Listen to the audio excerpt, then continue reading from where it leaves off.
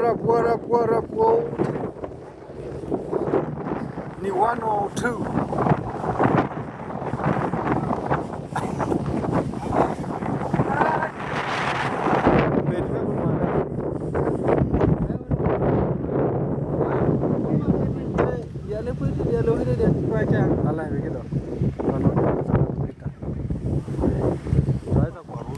Yep.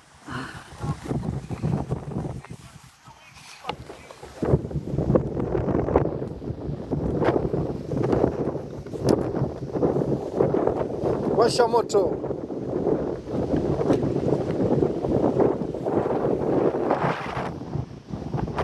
Perfect.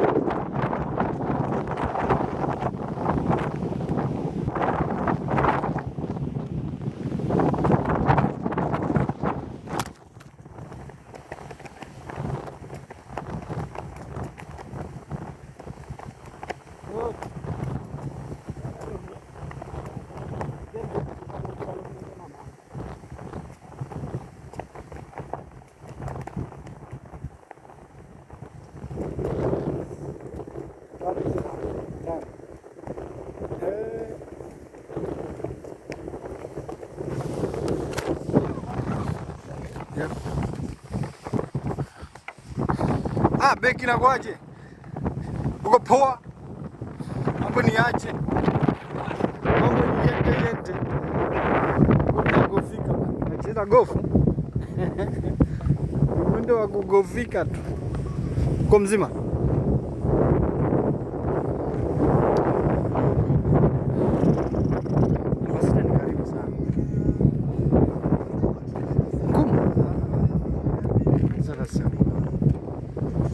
Yaki.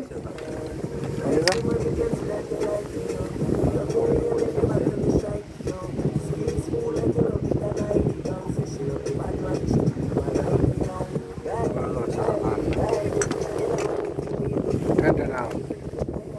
Hai.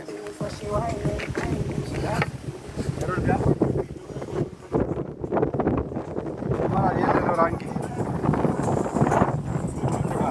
Maito rale. Natanene na.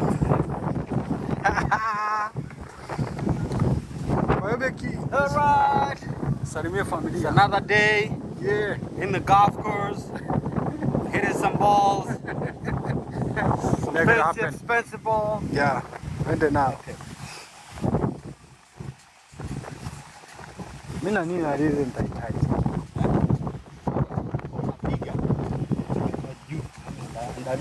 Okay. All right. Wewe Jackie wewe. Jackie kama Jackie.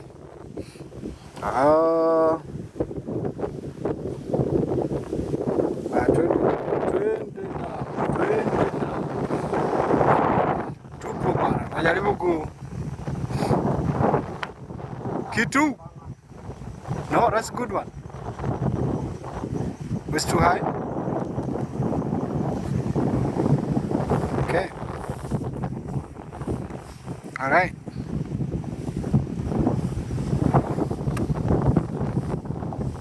Another one. 20 now. That's a good one. Hiyo yenyewe hiyo. Kitu in the box. Safi sana. Ngoja sasa nicheze masegere.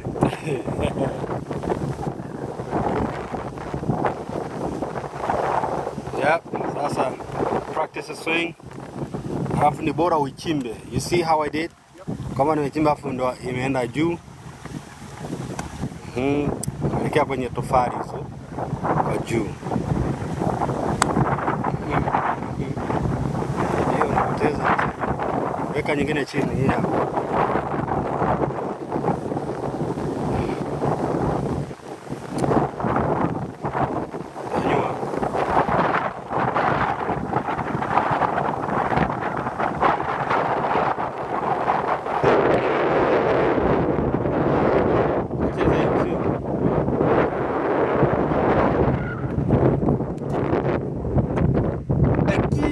Beki kama beki.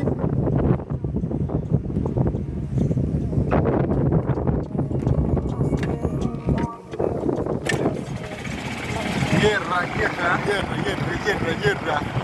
All the way from Tanzania, All the way from the Maasai land. Sasa hiyo hapo beki.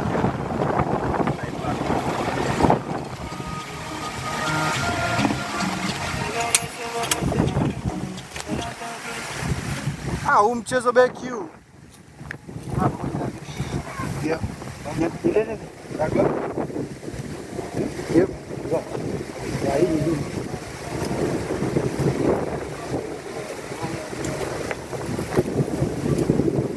Beki huu mchezo huu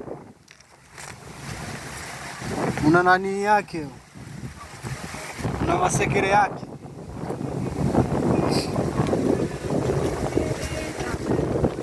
Ule mpira mwanangu kule.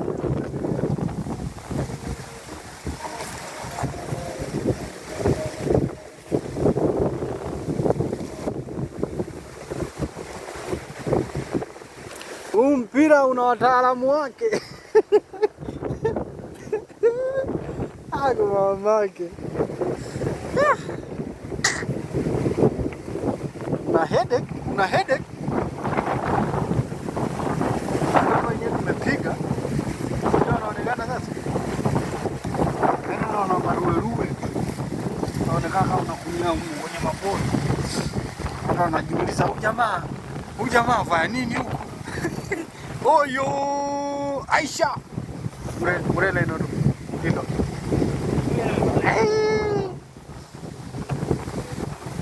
Una masekere yake, yani game tamu, lakini Noto? Good. Yep. That's the right one. Hey. Nimepata mpira. Yaani upate, muona hii. Beki. Hapa target ni hapo juu. Yaani unaweza mkaenda nusu saa. Mnapambania. Bara. Wapi G? G kama G. Tuko na gofika hapa. shika kwenye. Alright. Okay. Flip the damn camera. Okay. Practice the swing. Tutasubiri pale wanani. Practice the swing. Hiyo practice the swing. Hapo geuka kidogo. Weka kwenye benda. Hayo umezidi. Piga kidogo. Bado hapo sasa. Ya, msibai. Shika nenda kago.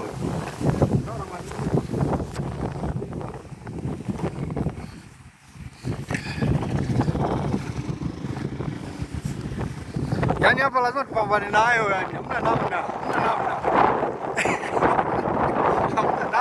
Lazima tuende nalo. Yaani hii lazima tuende nalo.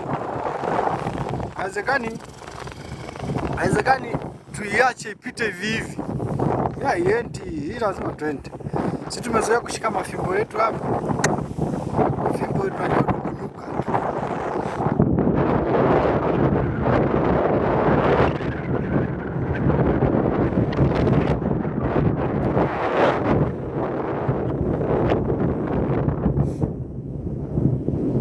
Mpaka kieleweke. Oi. Egili. Hiyo yenyewe hiyo. Inabaki ile.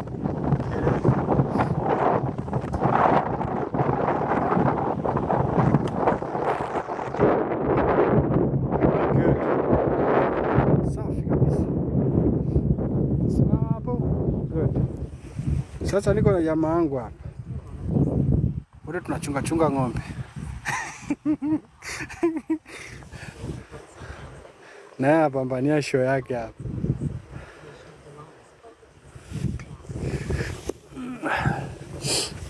Twende nalo. Hiyo mpaka ndani.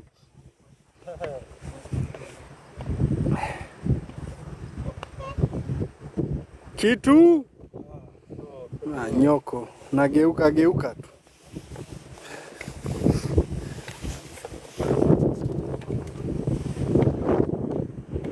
Kitu safi kabisa. Ndio kwako.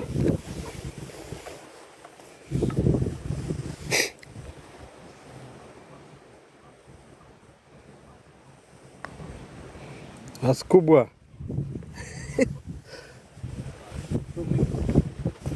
Todo. Au unamalizia?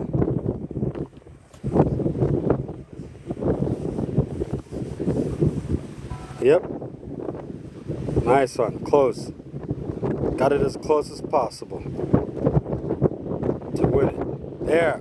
Perfect.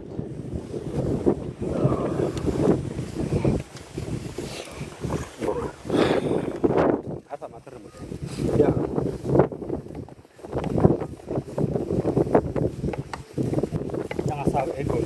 Yep. Ndio wasikilizia majamaa hapa.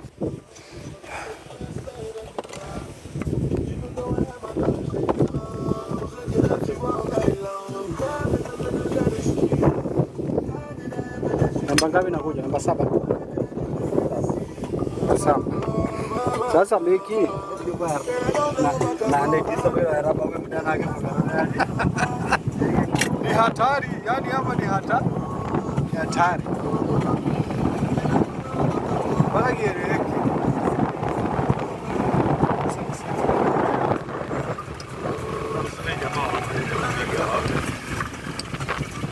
Again beaters. Sasa hapa penyewe. hivi hatutosha. Kalieni hapo hiyo view hapo.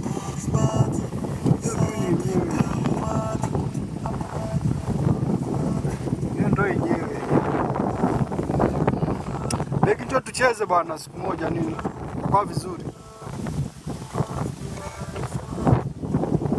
Wewe unaweza kucheza?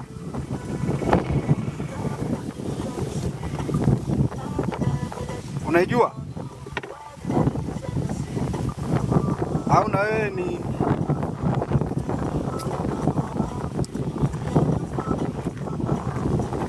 kaeka ingine? Tajifunza. Tajifunza ndio itakuwa poa. Kuwafundisha. Ndio tuchoki. Ndio ile lodikiwa. Ya. Mafundi.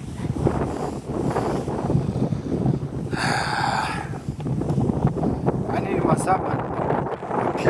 Masaba ni adeki. Sasa hivi tunapiga tunaelekeza huko. Unaomba tuko namba 7. Yaani maji tangia asubuhi. Sio kuanzia asubuhi, kuanzia saa 5 Saa 5 tu. Bado tuko hapa. Kipengele. Kipengele kikubwa.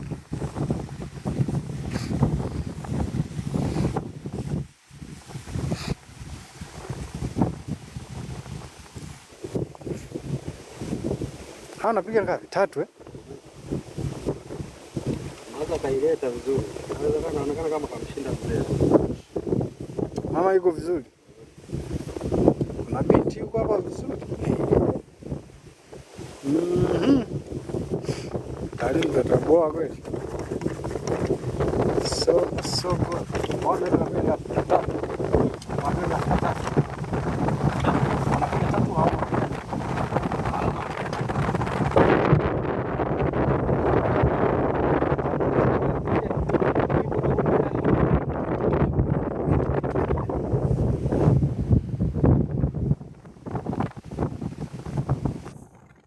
Karibu. Nuru wewe. Oye, You go first. Yeah. DJ, nimekumisi mshikaji wangu. Kasema huyu DJ yuko live nimpe hai. First time. I mean, it's first time. First time. Yeah, it is windy. I gotta go. Yep. Naona unafunga upepo. Nagiza gofu. Wamasai wasomi. Wamasai matajiri hao. Sema tajiri. Nakubali mwanangu.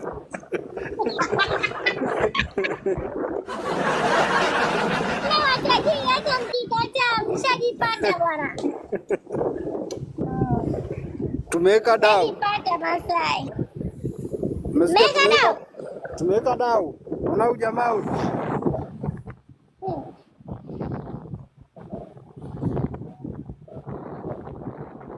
Kishindwa. Ngoja tuone. Jamani. Masai wewe tajiri.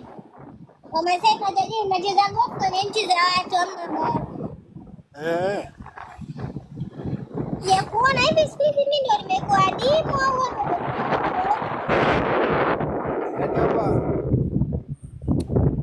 Hapa ni kwamba hatujaingia kweli. sasa hivi kila mtu yuko busy, yani huku hamna watu kabisa. Kumepoa. Nilipokuona online nikasema ngoja nimnani hapa. Angalau tusalimiane tu. Long time. Yeah, tunapeana just hi. Maisha mengine yanaendelea. Sema DJ Masai. Nakualika game yangu tarehe 25 mwezi wa 10. Uje unisupport.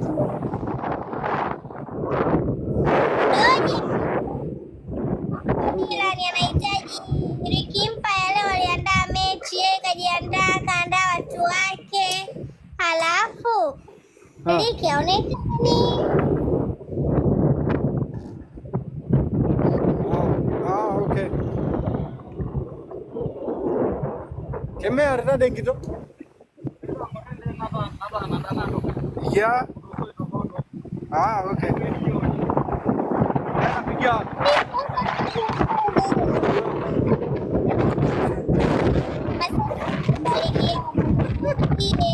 Nakwambiaje?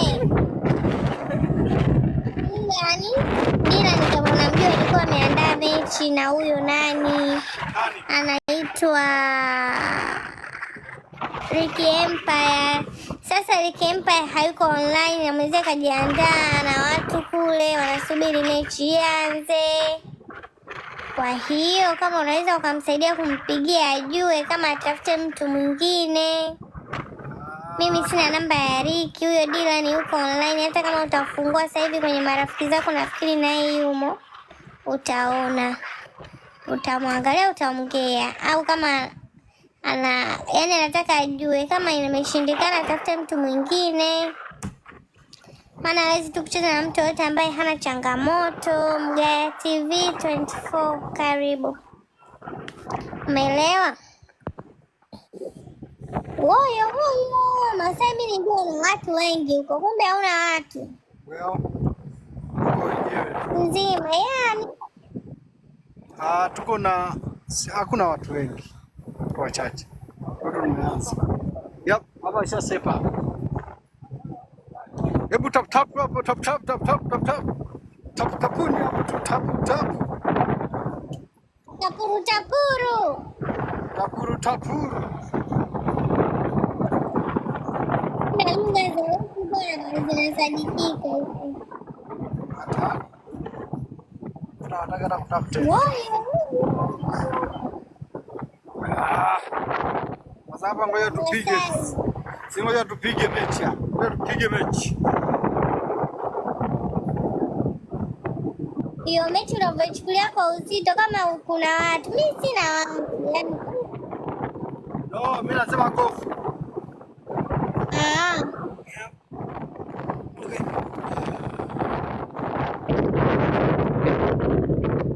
Okay.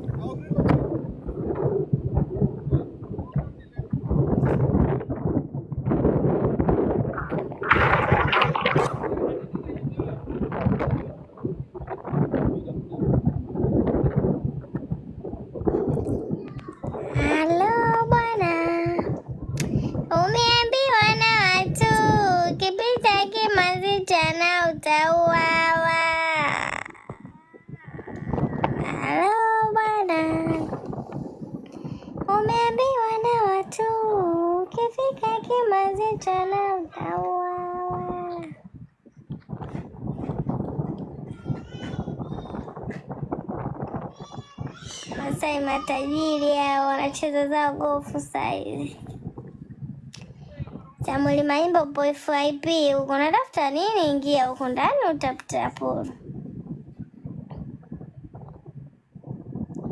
uje uone Wamasai wenzio matajiri wako Ulaya wanacheza gofu saizi. Ni mchokozi Chamuli Maimba ni chambe hapa. Jamani mimi naogopa. Oho.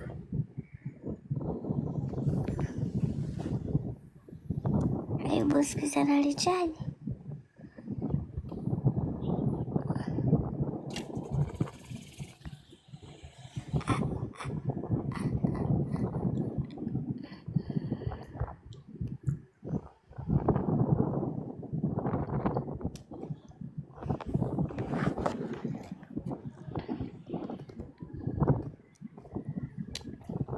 Oi, Tuesday, welcome. Nitapita screen. Nimewaita muda wote hamjaja. Tuje tupige story. Saa hizi nimeanza kucheza game. Nitapita screen.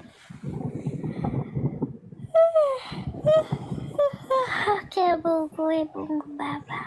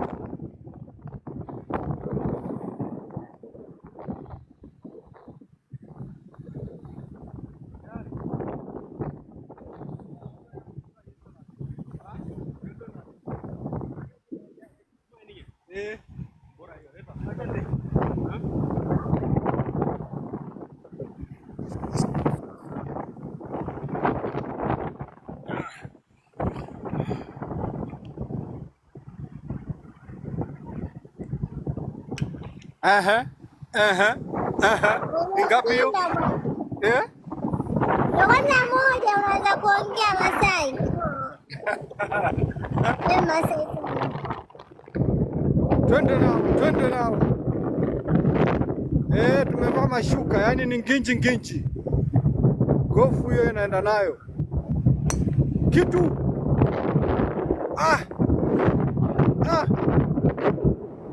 Mama inaleta. Hiyo inaenda kucheza. Hiyo. Nina. Yep. Hapo Swahili tutaanguka. Nani anakuambia tutaanguka? Hapa hakuna kudondoka. Dale ni urudi.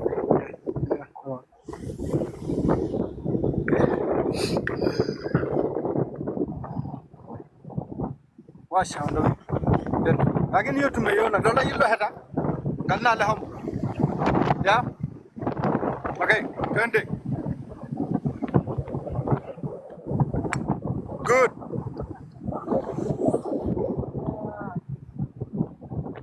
Yani Swahili food my sis. Anaua sisimizi na bunduki kweli?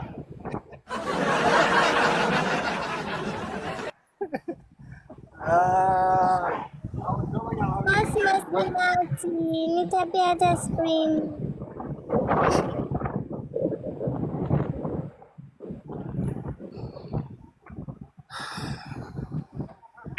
Dada. Thank you. Dada Swahili unasikia? Haya mashuka ndo yenyewe haya. Shuka moja ni mbuzi na ng'ombe watatu.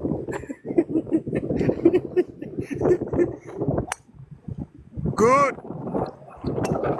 No, no, no, no.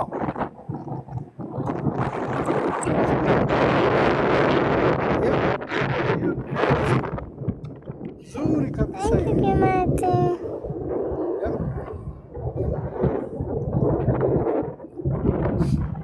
Kwani hicho kijora ulichovaa na wewe unapanda?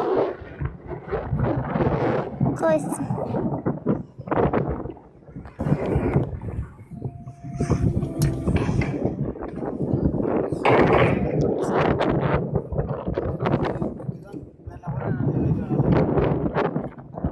Oh, okay, poa.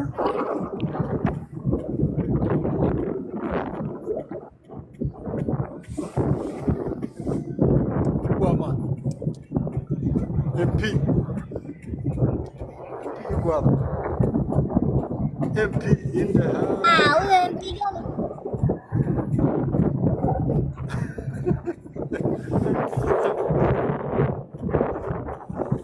Jay. Nasubiria wale wapige. Yao. Alafu kila wakipiga naingia shambani hapo. Nuru shuka Nuru. Abe. Niambie. Wapi naona mwanangu unanitoa ushamba na mimi. Sasa unaona.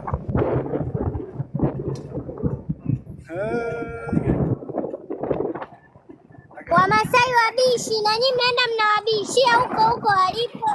Mnawafuata.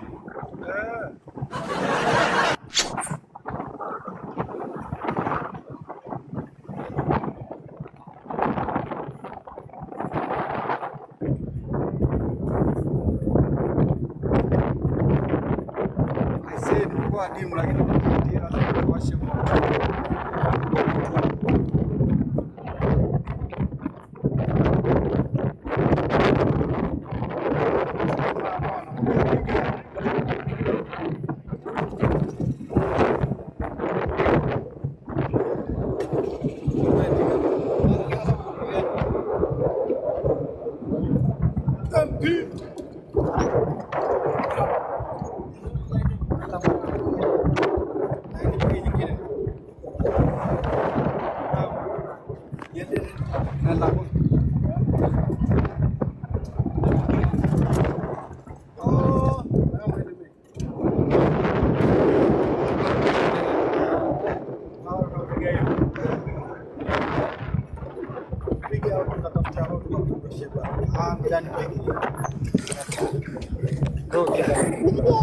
Huwezi bwana, nimeshindwa mimi mkuu.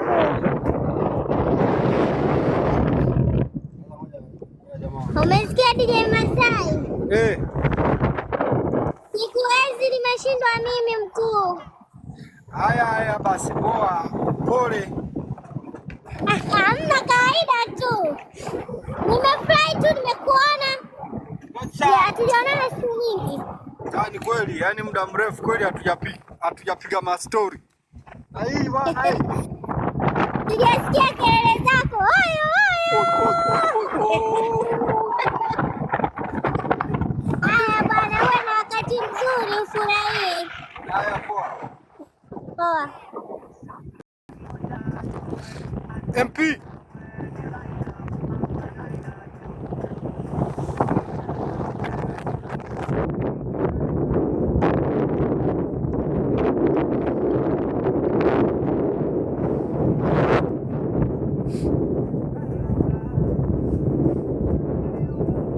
Jamaa wanapiga wanaenda wapi?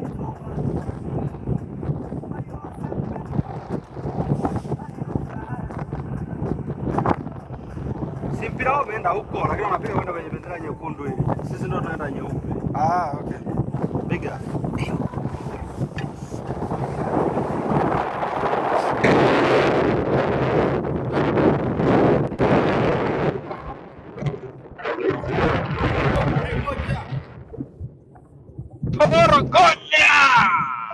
Gonya. Baba, inakuwaje? Noma. Kejuani hapo vipi? Oya. Mwambie yule jamaa alikuta kwa mzee hapa. Nani? Wewe hapo. Odi vile bala. Haya. Ulikuja kwa mzee? Naenda tena huko nilipoenda last week. Practice. Hiyo inaenda shambani bwana. Yeah. Wewe, Toka kidogo. unakumbuka nilipoenda last week? Yeah. Naenda tena. Colombia. That's okay. Good. Perfect. Beautiful, man. Njoo nikute sasa. Colombia, wewe nitakujaje mimi Colombia? Yeah. Kapige hiyo. Toto. Hello. MP. Oi. Nakuaje baba? Washa moto. Kama dawa. Alafu nilikuwa napiga mpira wakati unatorogonya. Okay. Kasema aisee mwanangu mimi nakiwasha hapa. Niko KFC hapa nachukua kuku. Moja imeenda shamba. Nyingine ya pili nakuja huko. Nasikia MP. Mama yangu anaanza huko. Tuko uwanja mwingine huu tunaangalia mwanangu. Nashangaa watawatoa mkuku wao. Wanashangaa lakini mpira tukipiga upepo kwa mamake unazingua akisema. Hatari. Upepo umekaa umeenda unatuzingua. Hatari baba. Mpira inatembea swingi za kutosha. Achana nao. Rudi huko. Sawa. Yeah. Nakusalimia Jay. Jay kama Jay. Ona Jay uko wapi? Amekwambia umekuwa adimu sana. Umekuwa adimu kweli. Umekuwa adimu. Ambia jamaa ameokota. Haiwezekani tusione. Hapo tuko mayote. Niambie lakini. Mwanangu mdogo hapa. Natorogonya tu. Sasa uliopiga ndio hii? Ndio hii hapa. Kwa ipo chini. Ala kwa maoi. Dirangu hapo mwana. Ala kwa. Ndio maana lava. Hapo baya. Wewe mara sana wewe. Mara wewe.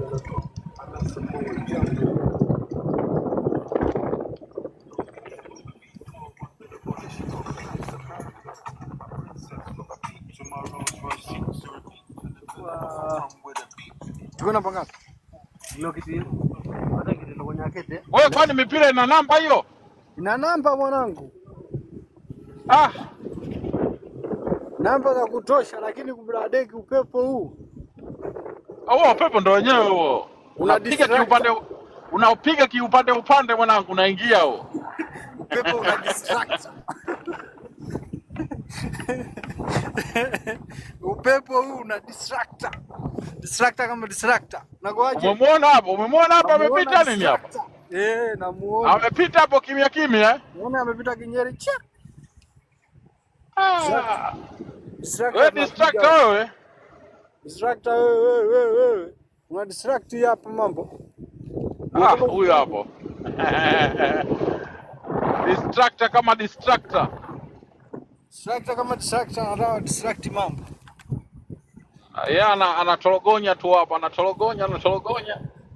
Niambie distractor kwema. Wangu huko jua linawaka huku mvua inataka kunyesha huku.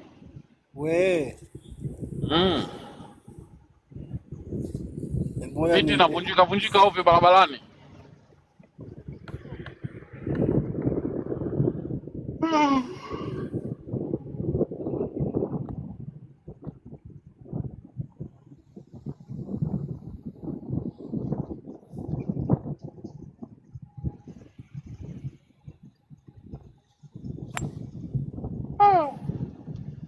Hiyo imeenda kwenye miti hiyo.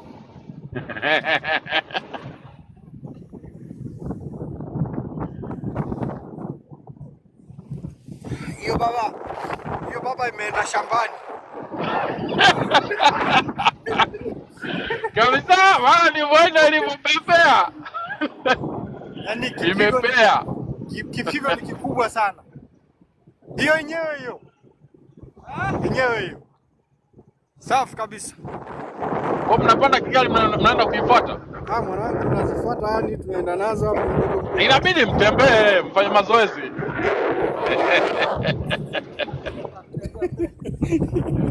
Oya, tembeeni mfanye mazoezi.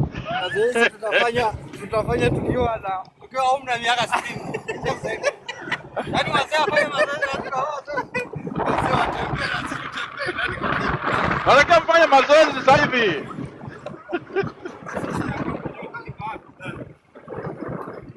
Wala subiri uje ufanye mazoezi ukiwa na miaka 90.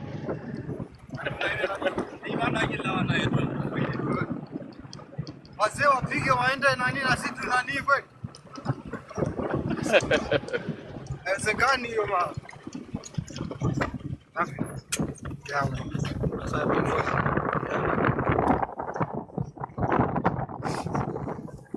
Sasa umesikia nani? MP. Ishu hii hapa mzee. Pira huo hapo. Uko hapo umesema umeenda shambani kule? Hamna, shamba si hapa. Ngoma hii.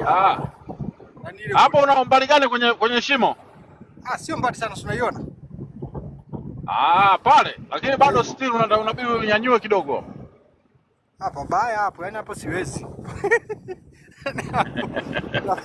Ndafika jioni. Yaani huo mchezo nimecheza mara moja tu, sikuwahi kuuelewa.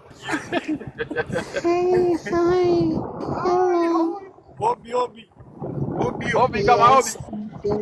Yes, MP, mambo zenu? Niambie sweetheart.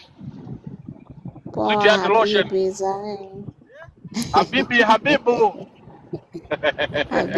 Wow, Masai anacheza golf. Acheza golf nini wewe? Chezea wewe Masai. Masai anakiwasha. Masai, unajua kule Arusha sisi watoto wa kitajiri kwa tunaenda wapi kucheza golf? Mount Meru pale tuna nani yetu pale. Watoto wa matajiri. Kule Braiban kule. Kule nanili hapo Mount Meru hapo Mount Meru Hotel. Kwa nyuma kule pale. Walikuwa wenyewe wana nani zao. Limo ananipigia, ngoja nakuja. Limo ndio nani?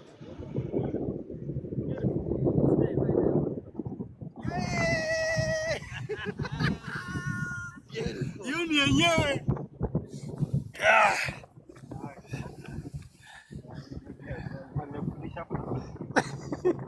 Hiyo ni yenyewe. Maingiza? Yani ndio ngoja utaenda kuiona. Unafikiri umeingiza au umefikisha karibu kabisa? Yaani karibu. Cheki. Wewe twende nikuonyeshe. Ngoja huyo jamaa ameshapiga? Huyo Masai mwingine? Sasa huyu si ndo mwenyewe sasa. Mwambie atumie rungu yake. Huyu ndo fundi. Mwambie atumie rungu yake ile. Rungu yake ndio inafanya kazi vizuri.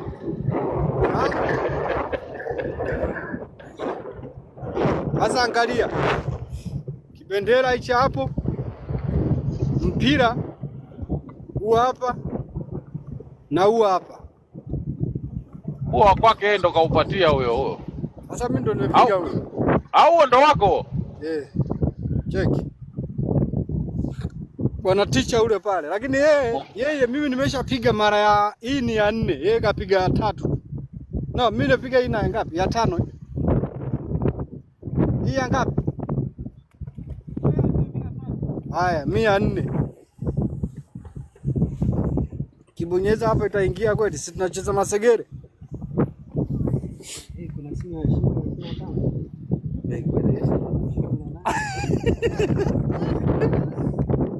25. Nataka niweke hivi. Yaani umepiga hapo tena na mpira hujaingia? We hapa bado sijapiga ndo ananipiga sasa. Au kile kilichotuna ni nini kile? Sio kimpira kile? Kile ndo kimpira naenda kukipiga.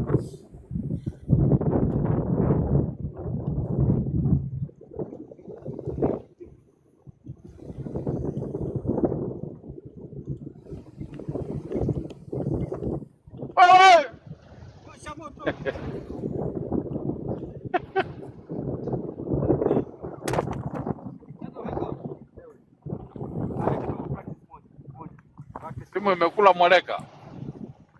Torogonya, torogonya. Tuwajibi. Ndoka hii. Kitu. Tuwajibi.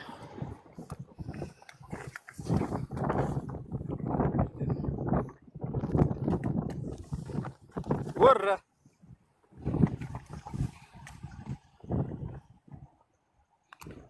Yes. Nobi kama Nobi. That's good. Torogonya. Tasikia huyo. Morogonya. Ngoja aje karibu hapa. Tuwajibi. Tuwajibi.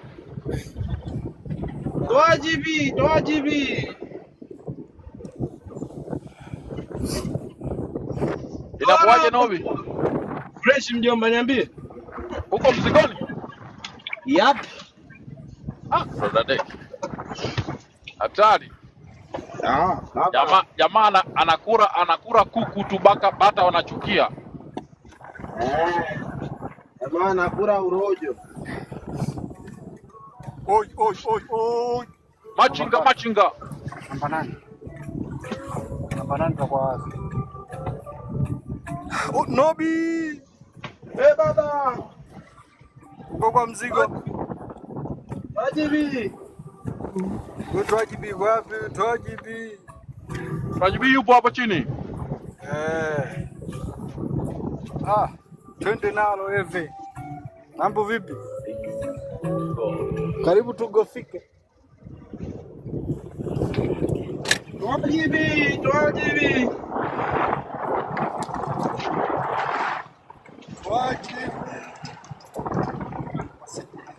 Hapana, naenda kwenye bendera ya Marekani napiga hapo. Hai. Hii ni ngumu bwana. Tena sio ya Marekani. Hiyo ni hatari Yeah.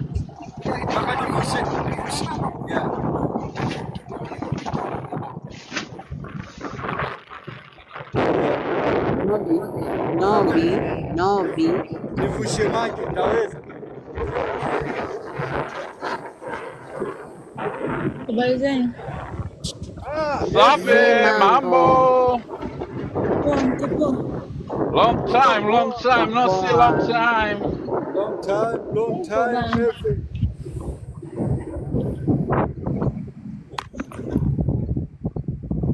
Boss Eve. Bwana kiwasha. Bosi wapi? Nimechanganyikiwa Umechanganyikiwa nini? na maisha. Ndio nacheka. Mwana mista kucheka. Ito umechanganyikiwa. Nikikuangalia unaongea alafu unasema umechanganyikiwa. Nimechanganyikiwa, maisha yanachanganya. Bosi mkubwa bado. Kubwa jiwe. Guys, nina game tarehe 15 karibuni. Wapi? Jiwa tena. Kwa free. Wewe njiwa iko wapi wewe? Kwa nani? Kwa nani unakuepo? Eve kwa nani? Kwa da free. Hapa jaribu moja. Lini hiyo? Tarehe 15. Bora umetangaza kwa mimi nienda kuaibika kule. Haya takuja. Umeenda kuaibika wapi? Kwa hisho gift nilikuepo. Ulikuwa na boxing game? Nilikuwa. Yaani acha tu. Kwani naona watu afu waliweka siku mbaya, yani watu muda mbaya, maana watu ambao waliniahidi watakuja walikuwa pote hawapo kwa sababu muda ulikuwa yani kushoto sana. That's the best one. Pole. Sema ndio wewe unajua kuna kushindwa na kushindwa. Rangi. Mimi naalika. Wewe uipiga kwenye maji. Tuwajibi. Ila usipambane kwamba yani upige kwa nguvu, hapana. Ukipatia tu kuipiga kwa nguvu inavuka. Hiyo naingiza mashambani. Usiingize kwenye maji man. Reka juu. Tuwajibi. Kuna watu kule nyuma. Then practice one more. One shot. One swing. One. We practice the second swing. The second swing. Yes, go. Just like that. Usiala usitaka kutumia nguvu nyingi. Hivyo hivyo ulivyopiga ile swing. No. That you missed that shot, man. Raymond tarehe 15. Sawa, tutakuja. Kwa nani tena unikumbushe jina? Basi utanishare Da tu. free nitakushare. Tarehe Wada 15 free. jamani, tuje. Mje kuna game mnakuja. Wewe umepindisha hiyo. Utanishare Tanjiro, utanishare. Wewe Masai upati hiyo? Ya kawaida tu. Piga. Napiga barabarani hiyo. Niingia kwenye maji. Nimeingia kwenye maji chubwi. DJ Masai. Oya, oi. Na kualika kwenye game. Nakuja na jezi gani? Uje na juice gani? Unataka mimi nikwambie na juice gani? Nacheza namba ngapi? Anacheza namba 2. Namba 10. Ale 10 na ngapi? 15 eh? Kajidi. Nitawashia kama kichaa. Oh, Rosa King. Rosa King ndani ya nyumba hapo. What's the king?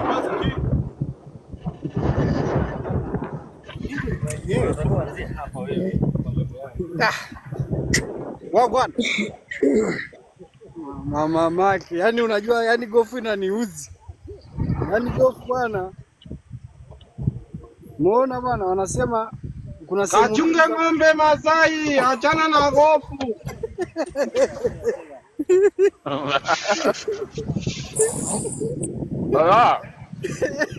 ajani Unacheza, Ina sheria nyingi sana sheria. unacheza umekula. Nimeshiba. Yep, practice your swing. Sasa piga iende kushoto kidogo. Practice your swing. Yeah, namna hiyo. Practice tena mwisho. Okay. Go ahead and hit that. Sende. Angalia hiyo na sende. Beautiful, baby. Beautiful. Stay right there.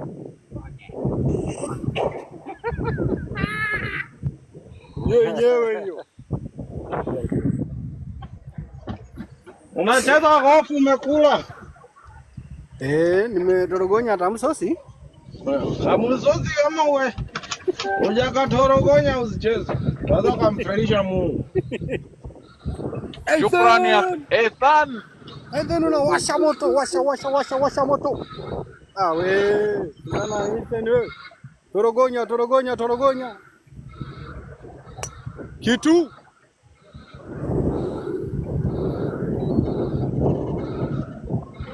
Nyewe hiyo.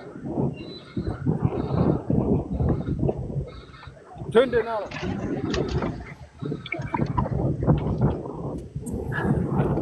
Wewe Sakina kwa Idi. Sakina kwa mbele hapo kwa juu. Sakina kwa Masai Idi. tajili bwana, DJ Masai tajili. Unacheza gofu? Ni maamuzi tu. Gofu mchezo wa kitajiri bwana. Wewe ukaingia ovyo ovyo hapo. Sasa ile ya mwanzo ndio Lazima uwe na membership. Na uingie ovyo ovyo. piga hiyo. Hiyo ndio inakuwa namba 2. Piga kitu.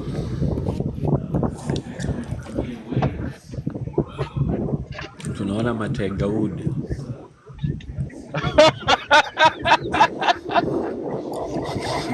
Hajakusikia Masai, hajakusikia. Msikia Hasani? Hasani, hajakusikia. Atarudi tu atanisikia. Nyewe kitu. Washa moto. Kuga da deki. Nyewe.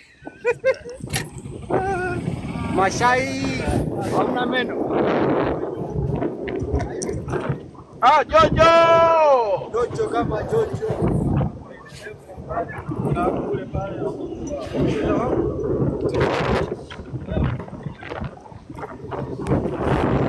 Sasa nasemaje? Gofu nitauza ng'ombe wote, jenge kiwanja ng'ombe wale na mimi nicheze gofu ndani.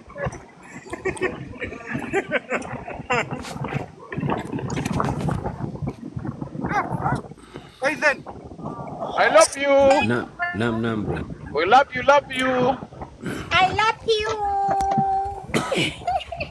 I love you too. Torogonya.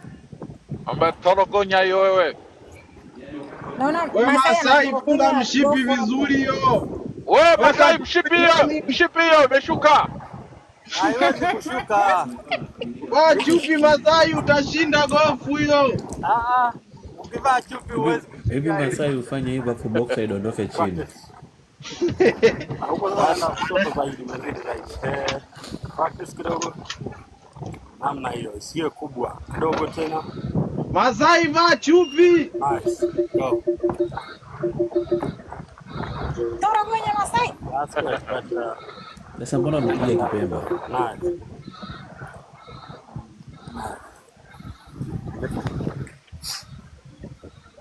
Tiger Woods. Twende nao. Tiger Woods.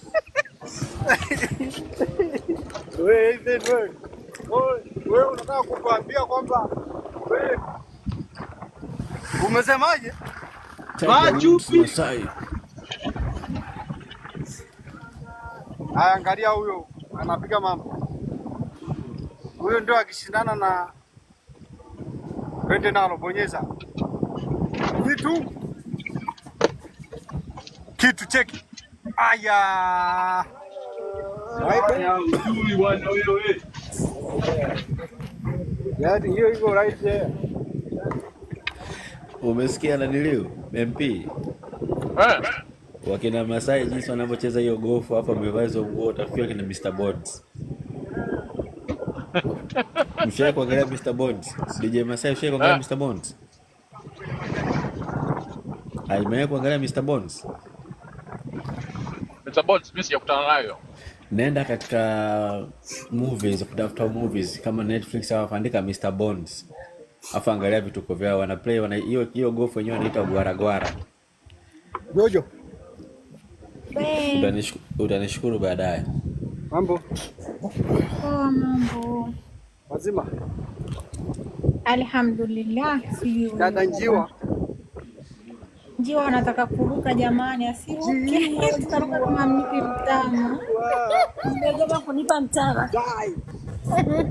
Zai. Okay, Mungu. Njoo usiruke. Hatari. Mama mtama, say what next? Njiwa. What next kama sio mtama? Yesu. Nakuletea ulezi. Lete. Haya. Lete ulezi. Na panzi. Mi panzi sitaki, mtama na ulezi. Bwana, hutaki balale? Balale si ndo wazuri. Practice moja. Kwa wale ndo nini tena? Sijui ndo panzi. Sasa geuka tu. Panzi wadogo wale vibalale. Ndo wale wa senenya. Sasa nini? Vibalale uvui. Unlete mwana ugali. Yule Mkenya. Hai district. Yule Mkenya na vituko anakula miwa na ugali.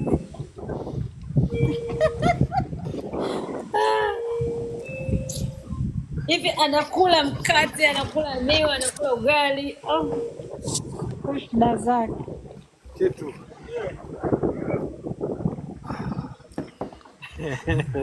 Jengo mchezo mnalipwa. Eti Masai. Mnapata hapo mkimaliza?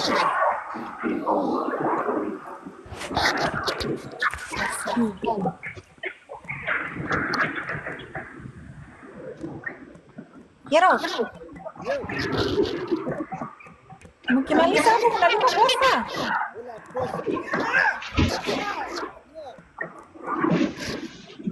Nodi. Eh, Mtu anaweka kwa. Umekuja Njio, hiyo mambo. umeona nimetafuteni movie inaitwa Mr. Bones. Ukishaangalia Mr. Nani Bones anaili utamwona. yako? Umesikia Njio? Ukishaangalia wakati mnaangalia movie ya Mr. Bones, mfikirie DJ Masai anachokifanya sasa hivi kama mnacheka vibaya. Nimeuliza. Haya, tuangalie. Unalipwa hapo pesa au? Nalipwa. Watu kopi na kupesa. Tumeweka dau chini. Okay.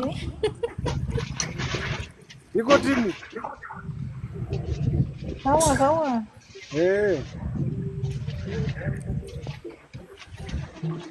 Eti Nodi. Kwa nini unaendesha live? haijana. Ile ndokuwa. Hatujadondosha, mimi sio mwenye hayo. Ya matemu. Mimi sio mwenye hayo. Okay. Ulijidanganya na nikupenda sana. Wala kudanganya na wala kwanza dia.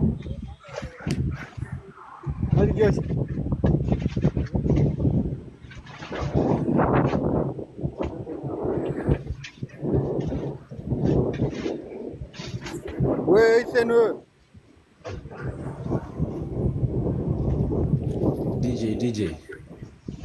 Hii ngoma anaanza kupiga. Ngoma gani? Hii Hii inaitwa, ukishangalia hiyo movie ya Mr. Bones utaelewa kwa nini inaitwa Gwara. Gwara. Ingine hata YouTube hapo muandike tu Mr. Bones Gwara. Yaani kuna mtu anang'olewa Mr. Bones ya mfupa. Kuna mtu anang'olewa jino kwa kutumia rungu. Yaani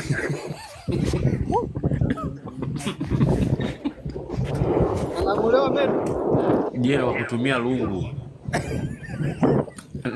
Wanachukua ile bisibisi wanamwekea kwenye jino afu wanagongela hiyo ndo safi hiyo. Sasa mchezo wao mkubwa sana ni Gwara ni golf. Jamaa wanaweka chini kama hicho kidude, wanalenga ndege, wanalenga mtu. Bonyeza kila kitu. Nini? Ni kama katuni. Hapana, ni movie wa South Africa. Inaitwa Mr. Bones. Kitu Uandika Mr. Bones movie South Africa utaona. Ameigiza mzungu huyo. Ayo yenyewe. Hilo. Wow. Zayn, yeah, Bond, ni full comedy. Kuna hiyo Mr. Bones, alafu kuna nyingine kwa Mad Buddies.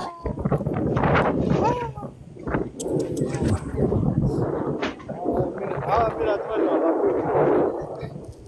na practice kama mbili hapo sawa.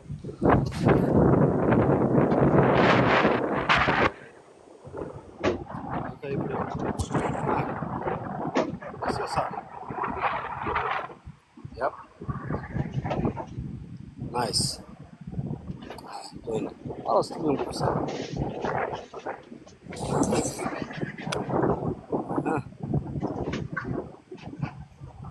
Nice. Naona wewe chukua hii. Ngoja mwisho.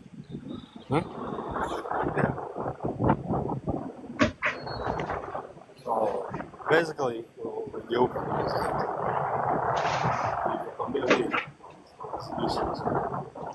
Kuna Mr. Bones medical serious. Kuna Mr. Bones science guys.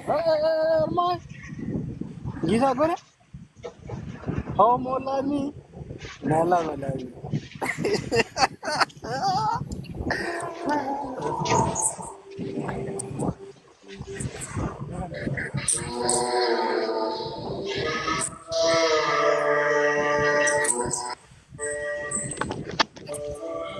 Oyo. Ni hiyo. Nimesikia mlio, ni hiyo.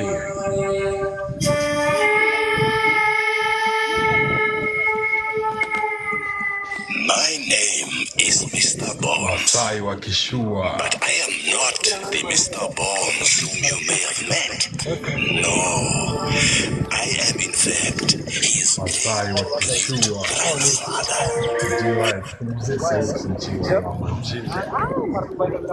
Tumsikie Masai wa Kishua. Masai living large.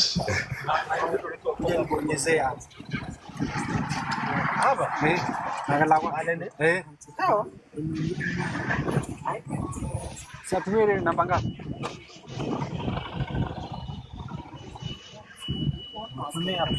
P. Oh!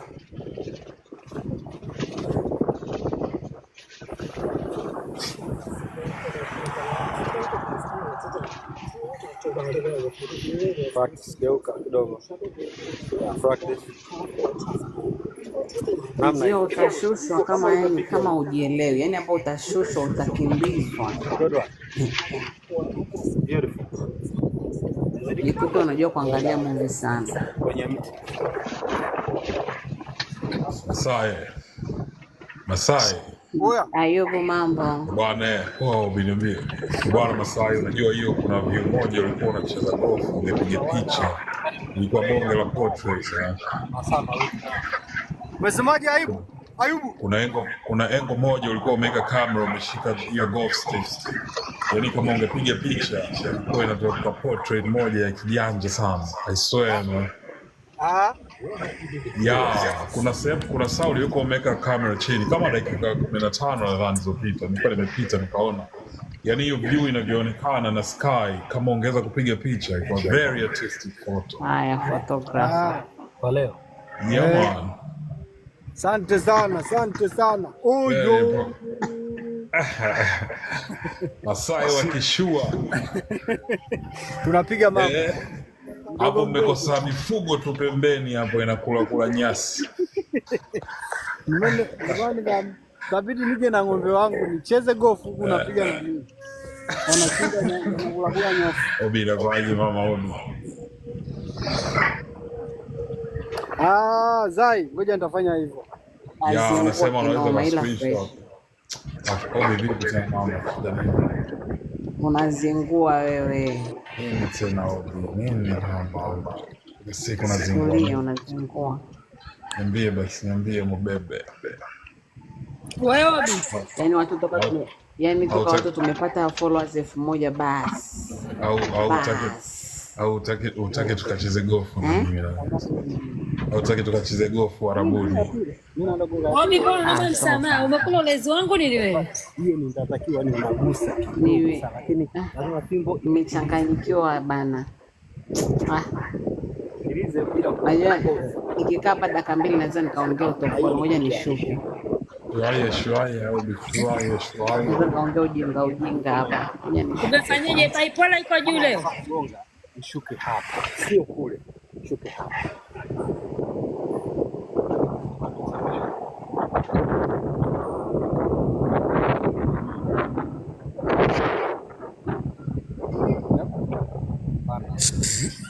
So it's time to party.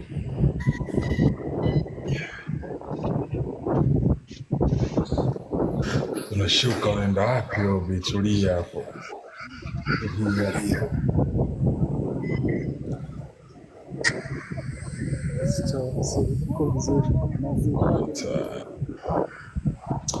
Sasa nimependa sana hiyo view. Mwanangu tunakimbiza mwanangu. Unaelewa? Inamweka sana mwanangu. You pat it, go a little bit to the right. Yes. To the hey. Yes, like that. Yo, big love, my brother. Big love. It's gonna turn. Big love, brother. It's gonna turn. Oi. Inakuaje baba?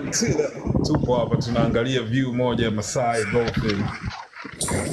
Penda sana, natamani ningetengenezea documentary, short documentary film. Ya Masai na kiwasha hapo mwanangu. Tunakiwasha. Masai hii ilikuwa bonge la short documentary film, man. I swear. Hii inaenda mjini YouTube. Yaani ungepiga short documentary film fulani hivi. Angalia huyu jamaa sasa. Huyu Ingekuwa jamaa kinyamwezi sana. ya pili hiyo anaileta.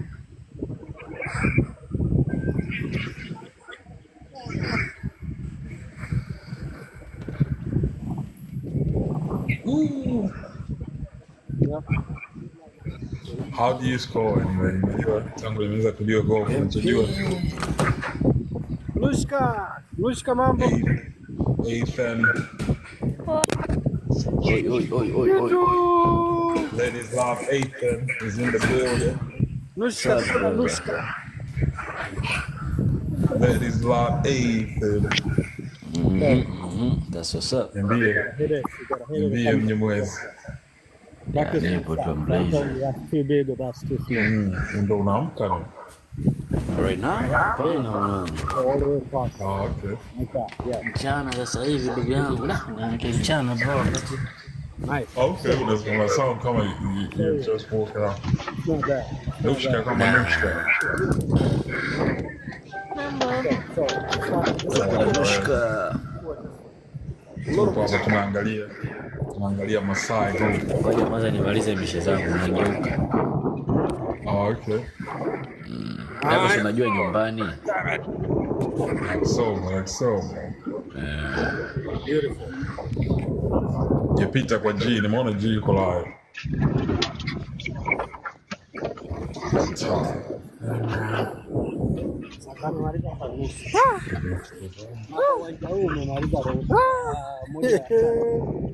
Azeni heka.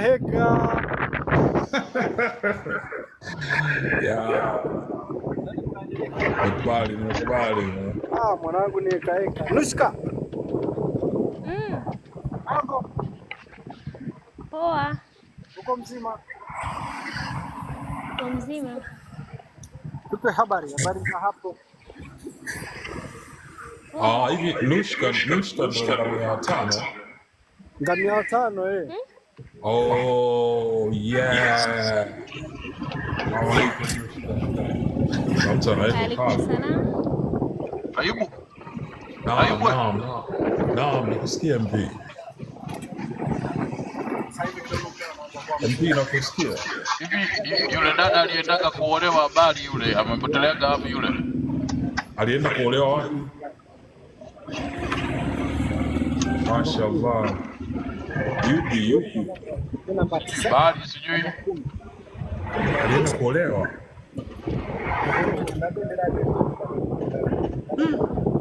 Bana, hiyo story sijui kama ina download. Umeisahau tu. Acha. Jaribu ku refresh. Imeshakuwa kitambo sana. Okay. Na story ili trend katika live yetu. Hai ilikuwa ni story ya one time. Anapataka kwa Masai. Labda mimi sikuwepo. Unajaribu. Oshka baby. Wow. Nasema anataka ngamia watano. Lazima ombe dua. Mambo. Poa sana. Nushka, how tall are you? How tall are you? 4'5". Nah, you can't be 4'5". 4'5". That's midget, man. That's just midget. 5'5". Probably 5'8", maybe 5'8". 4'5". No. Nice. You can't be 4'5". 4'5" unakuwa midget. About 5'8". 5'8", yeah. You look tall. All right, that's good. No, nimekalia kiti. Okay. Yeah. Lakini hawezi kuwa maybe 5'4". Hata 5'4" still bado unaonekana. You look tall. About 5'8". 5'8"? Yeah, but you can't be 4'5". 5'4". Yes. Yeah, still, I don't think I'm your 5'4". Ngoja. Because I'm 5'7" at least average, yeah. 5'7". 5'4" is short, like, you know. Sidhani kama wewe ni mfupi. Unapiga. Oh, 5'5". Maybe 5'5". Hata 5'5" pia lakini bado anaonekana mrefu. You look tall. Anapoi. Aside mmecheza game ngapi? Ayubu, unamwonaje huyo dada mrefu wakati amekaa? Well, features zake zinaonyesha ni mrefu. Any features nimeguess to be honest. Sio kwamba labda kuna expert wote. Anaonekana mrefu. Nushka mwino mkono. Can you straighten your hands? Evie, no, straight your hand. Na mrefu. Ya, nataka nikupime kama mrefu, ndio unaweza kama mrefu kiasi gani. If you don't mind. Nimekuambia 5'4". Mnapimana? I don't think unaweza kama mfupi. 5'4". Hiyo inaitwa kutorogonya kwa aina tofauti. Umetorogonya? Sio. Ayubu anatorogonya hapo Ayubu. Hapana. She's my baby sister, man. Too young for me. Old enough to be her daddy. Mina babake tumemshika miaka mitano. She like my knees. Nushka, unajua Ayubu yuko single eti? Hapana, sijasema. Nah, I'm not. Yeah, but I'm not single. Nakudanganya. Wacha kubonga shonde mpie. Wewe ni aje utalia TZ wewe. Sikiza utalia TZ. Nushka, don't bite your lips, man. It's haram. Yeah. We try to love gay. Unamchanganya Ayubu namna hiyo bwana, ukibite your lips yani hapo Ayubu yani hapo. MP, mbona unaniaddress mimi bwana? Kwa nini sijiongelee? MP, niache. Nushka like my baby, like my knees. Practice moja. She like my knees, man. Hebu nione ulivyoweka chini, hiyo inaenda huko. Au unasemaje huko? Ndio unaweka moja kama umetoa kiwandani. Beautiful. That's good. Yeah. That's good, man. Unasikia kulala. Yaani macho inashikana. There's ngapi? 10.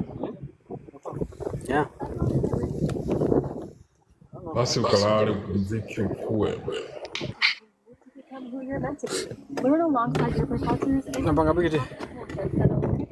Niweza kushangaa nilijua katika dodo. Kuna mtu anaeko au masaa au MP. Nabonyeza vizuri. Nushka, is it you? On a earphone maybe. Let me try. Ngoja nikumute one time. Yeah, I think Nushka wewe ndo unaeko. Ni wewe ndo unaeko. Unaweza ukatorogonya WhatsApp afu ukarudi. Unajua kutorogonya? Yaani kutorogonya. Na ni Nushka, I'm sorry MP, ni commute, nilikuwa najua wewe ndo unaeko. Brenda like B. R-E-N-D-A. Say Brenda like B. R-E-N-D-A. Mwanangu mimi nimejimute mwenyewe. Ili tuangalie hiyo maeko nini kama kawaida. Yeah, na ni mwanangu mimi nitakuwa mfupi sana. Si unaona? Lakini uwezi kwa askitambi. Sio mfupi bwana. Unajua sisi tunapozidi kwa watu wazima tuna shrunk. MP, unajua sisi tuko kwenye peak sasa hivi Tuko kwenye, sisi ndo tuko kwenye peak, tuko high peak. Kwa hiyo from here tunaanza tunaanza kurudi chini. Brenda like BERA kichwa ngumu is in the building. Hebu njoo kwanza utupasue vichwa. Njoo activate madula. Brenda anasema mimi ni kichwa ngumu. Hiyo ni self awareness. Nani ame request? Come on, kuna mtu ame request afu na kwamba siwezi kumpandisha, inakuwaje? Kwa nini huwezi kumpandisha? Ndo nashindwa kuelewa. Nadhani ame cancel. MP nimkwambia sisi bwana, sisi sasa hivi sio haturefuki tena. Kutoka hapa tunachofanyika ni kwamba tuna shrunk. Kwa hiyo mimi mwanangu mimi nilishaacha kurefuka toka 2000 na ngapi. Hivi umri wa kurefuka ni miaka mingapi on a real? Sasa ndio toka. Sijawahi kufikiria hicho kitu. Actually muulize swali zuri. Muongee. Yani inategemea na kizazi chenu. Come on. Yep. I don't think after 20 unaweza kuwa unaendelea kurefuka. Inawezekana kweli? Ndio. Lakini mimi nimeacha kurefuka tayari nilikuwa nina miaka Heroi. Nilikuwa na miaka 23. Mimi sikumbuki to be honest, lakini ninachokijua mimi unajua nakuaga nanenepa kirahisi sana. In the moment nikinenepa nakuwa mfupi. Sijui kwa sababu saizi miaka yangu 31 inatosha kabisa, siwezi kurefuka tena. Miaka 31 ya passport. Hiyo passport hiyo mwanangu, hiyo ya cheti cha kuzaliwa hiyo. Ya passport. Did you encounter any technical issues when watching live? No. Hii imekuja kwangu tu. Yo, what's all these questions for? Thank you. What can we improve on? Unanisikia hapo MP? Unasikika tu mbona? Mbona nimekuja na sioni chochote. Hiyo yani wanakuuliza tu hivyo, kuuliza kama unaona hii live inafaa. Zite good. What can we improve? Kufanya wewe kufanya interaction. Less audio, clear audio, quicker live video entry. Oh god. Okay, submit. Well, I can't even go back. Did you encounter any technical issue when watching? This is bullshit, man. I'm trying to get rid of it. What kind of issue did you? Mbona nikiitoa itaki? Au lazima nijaze zote? Did you encounter any technical? Acha. Kwa hiyo ina pop tu hivyo random kwa mtu yote. Yep. Okay. What kind of issue did you encounter? Select all the time. Ni kama questionnaire fulani. Overheated, no audio, battery drain, bloody video lag or freeze, video not loading, others. Okay.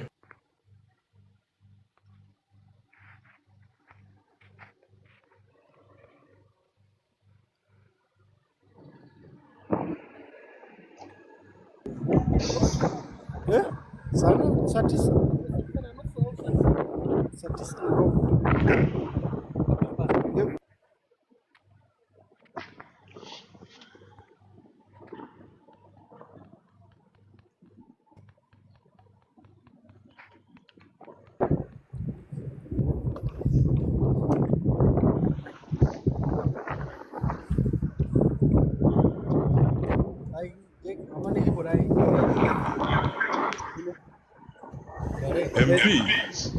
Oi. Unajua nimemaliza kusubmit, nimejikuta nimejoin live nyingine. I swear. Nikasema huku ni wapi Max 007. Nimedondokea kwenye live ya watu. God. Nushka, pretty smile like pretty like money, sweet like honey. Mashallah. Hapo mambo. Essie, hello. How are you? Poa, ni aje? Uko sawa Essie? Za wewe. Ni aje? Nini Niko mbaya? fine fine. Mbona? Nasema niko fine. Oh, okay. Hivi Sijakuona siku kadhaa. Yes. Esi ndo wewe ni rafiki yake Light, eh? Yeah. Okay, I remember you. Okay. Yeah. Right, good to see you again. Karibu sana, nimekumbuka Esi. Kumbuka Kuna nini huko? huku tunacheza golf, tunaangalia golf, Masai anacheza golf. Tunaangalia golf. Alafu tuna halal model on a big screen TV anaitwa Nushka. Yep. Halal model.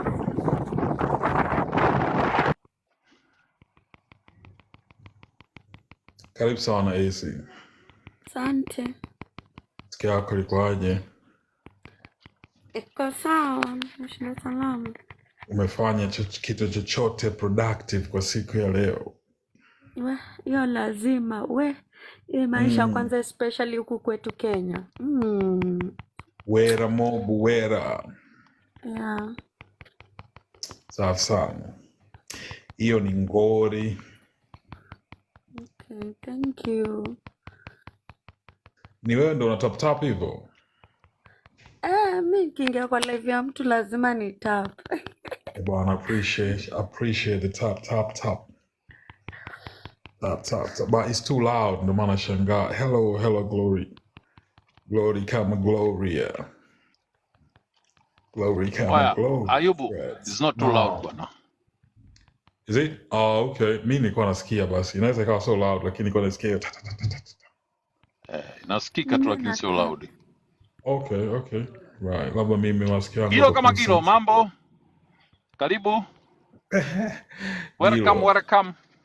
Gilo. Bongo. Ila bongo bwana, yani bongo. Elias unasikia Eliasi. Ni Eliasi. Sisi hatuna nini? Gilo Jeremiah ni it's more like American way. Oh, is it? Lakini hata kwa sababu sisi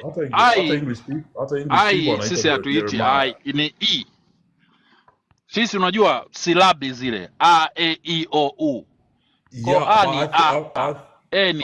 I think majina mengi kwa sababu hata English people wanaita Jeremiah. Jeremiah, Elias. Sasa wewe mtu Elizabeth wewe ukamuite Eliza. Elizabeth wanaita Elizabeth. Ngombe Eliza. Daniel. Elizabeth anaitwa Liz. Samuel. Hizo za kufupisha. Liz kifupi, lakini ni Elizabeth. Hizo ni kifupi. Daniel, Samuel. Ukimwambia mtu ukimwambia mtu unaitwa Eliza, atakwambia hiyo ni Eliza. Wamarekani wana zile za Robert, zile Bob. Au ni Julius ndo ni William ile Bill, wanaita Bill. Sijajua kama ni Kimarekani au ni kuna state ndo wanafanya hivyo, wanaita hivyo. Kama ile Bill Clinton au Bob Marley, unajua ile ni Robert. Bob ile ni Robert. Bob Marley. Bill Clinton na vitu kama hivyo. Wale wadada waliokuwa star wapi Lebanon wa Kenya walifanikiwa kuwa rescue? Ni hata sijui kama walifanikiwa by the way. Okay, lakini ni wengi sana ambao wamestart. Asi mbona mimi hujiuliza, mnasikia mali ni pabaya, mbona muende? Ilikuwa airport zimefungwa, kwa hiyo kawa hawezi kutoka. Last time I checked, sijaangalia news tena kama 2 days ago. Lakini walikuwa wana access za internet, wanaenda live. Sijajua kama waliweza kuwa rescue na wengi walikuwa lakini kusaidiwa nayo watasaidiwa kama washaongea. Uzuri wa huko walikuwa live kabisa. Walikuwa wanaenda live kabisa. Watasaidiwa. Walikuwa kuna center wote walikuwa wanatakiwa waende nadhani. Na Lebanon sijui kama kuna ubalozi wa Kenya. Mimi sijui. Mimi naogopanga hizo kwenda mali kama huko, hata siwezi fikiria. Okay. Ah, lakini kuelewa. kusaidiwa nayo najua watasaidiwa. Hopefully, God's will, God's will. So when you are wapi? Ole makupa poa Ole Mimi niko makupa Mombasa. poa sana. Nushka, what's that? Is hiyo ni Kiswahili ama? Oh, makupa poa sana. Bwana, we need subtitle on that. Hiyo ni Swahili ngumu ama hicho ni Kisomali? We ni wa Mombasa. Yeah. Mbona una sound kama mtu wa Nairobi? Si mimi ni mzaliwa wa Nairobi, nikukuja Mombasa nimekuja. Oh, that's why. Mimi Okay. nimezaliwa sasa ndasema nini? Shaisikia Machakos, Ukambani. Oh, umetoka kwa Ukamba. Yep. Okay. Mimi nilikuwa Thika Road, unajua Thika Road huko. Anajua Thika Road kila mahali. Nairobi Wacha. mimi si Unajua mgeni na Ruiru? Nairobi. Unajua Ruiru High School? Ruiru najua. Hata Wacha. nilisoma hapo Nibs by the way. Ruiru High School. Kimbiaga Githeri. Githeri Sasa. Mokimo. Ika niende Ruiru High School bana. Uliishi huku Nairobi? Hapana. Kakangu alikuwa anasoma Grafton's College. Zamani lakini that's over 20 years ago. 25 years ago. Is it? To 2021 kitu kama hicho. Zamani sana. It's over 20 years ago. Kitambo sana. So kuna brother wangu alikuwa anasoma Grafton's College. Sijui kama hicho chuo bado kipo. Kwa hiyo tulikuwa tumempeleka shule nikaenda kwa kuna best yangu alikuwa huko, alikuwa Ruiru High School. So yeah, I didn't like it. Kwa hiyo Huko sikupenda najua Thika Road. Thika Road. Lakini ilikuwa shule poa na swimming pool, ilikuwa ilikuwa shule nzuri sana. Lakini Kwani ilikuwa varsity, international school? not really compared to na zile shule kama Lenana sijui wapi. I think sijui kwa standards ya Kenya. Yeah. Lakini ilikuwa ina outsiders wengi pia. Yeah. Thika Road. NM Kulati. Kwa hiyo lifestyle ya Mombasa na Kenya unapenda wapi? Yeah. Ukicompare lifestyle ya Mombasa na Nairobi unapenda wapi? Nairobi. Nairobi, big city life inakuwa Ina party pesa. sana. Ina pesa. Okay. Kwa hiyo okay. Kwa hiyo uchumi wa Nairobi ni mkubwa kuliko Mombasa. Yeah. Na Mombasa. lifestyle pia I think na Mombasa ni custom Waswahili. pia. Unajua nyinyi ni Waswahili pia. Mombasa ni Kiswahili Yeah, Swahili. Sasa I ukifika pale know. Nairobi kila mtu ako busy na biashara. Ako Kwa hiyo busy. Mombasa is slow. Wako slow sana. Okay. Yeah. Mombasa. Lakini napenda watu wa Mombasa wanavyoongea. Napenda wanaongea kipwani, I love it. Mombasa ni mangumu mpaka yaani ukija kama Mombasa. ulikuwa unakaa Nairobi uko tofauti sana na wao. Okay. Yeah. Lakini iko hivyo hata Tanzania iko hivyo. Watu waliozaliwa Dar wakakulia Dar wakienda mikoani pia hiyo watu wanatoka Dar watu wanatoka mikoani wakija Dar pia naona pia wao wenyewe wanaona hivyo. Labda let's say watu walitoka labda Arusha, kaskazini au watu walitoka Mwanza kusini huko wapi. Sijui kama washafika Tanzania. Mimi hata nilifika Arusha peke yake. Okay. Yeah, I think that was Do you like it? 2018. Arusha sina close na border lakini zaidi na Mwanza. Ukupata chali ya TZ. Mimi hata sijai date Mtanzania we. Nilisikia unapenda machali wa TZ. Nani alisema uongo? Na mtu aliniambia. Unasindomani kakukumbuka. Amna we, ile ilikuwa tu topic mimi sina. Sina Okay. Tanzania. Right. Nisikia napenda machali ya TZ ni aje. Amna, but nikipata mzuri mbona nisijipe? Mbona wako wazuri wengi tu. Very generous. Huwa hapatikani, ni ngumu. Kwa nini wasipatikane sasa? Mimi Au sitaipata. hujatafuta? Je, Sasa kutafuta tu. mwanamke utafuta ama anatafutwa kweli? Sisi siku hizi tunatafutana. Unajua population ya dunia wanawake ni wengi. Kwa Sasa hiyo unajipata aje umetongoza wanaume mwanamke? Come on man, MP, come on.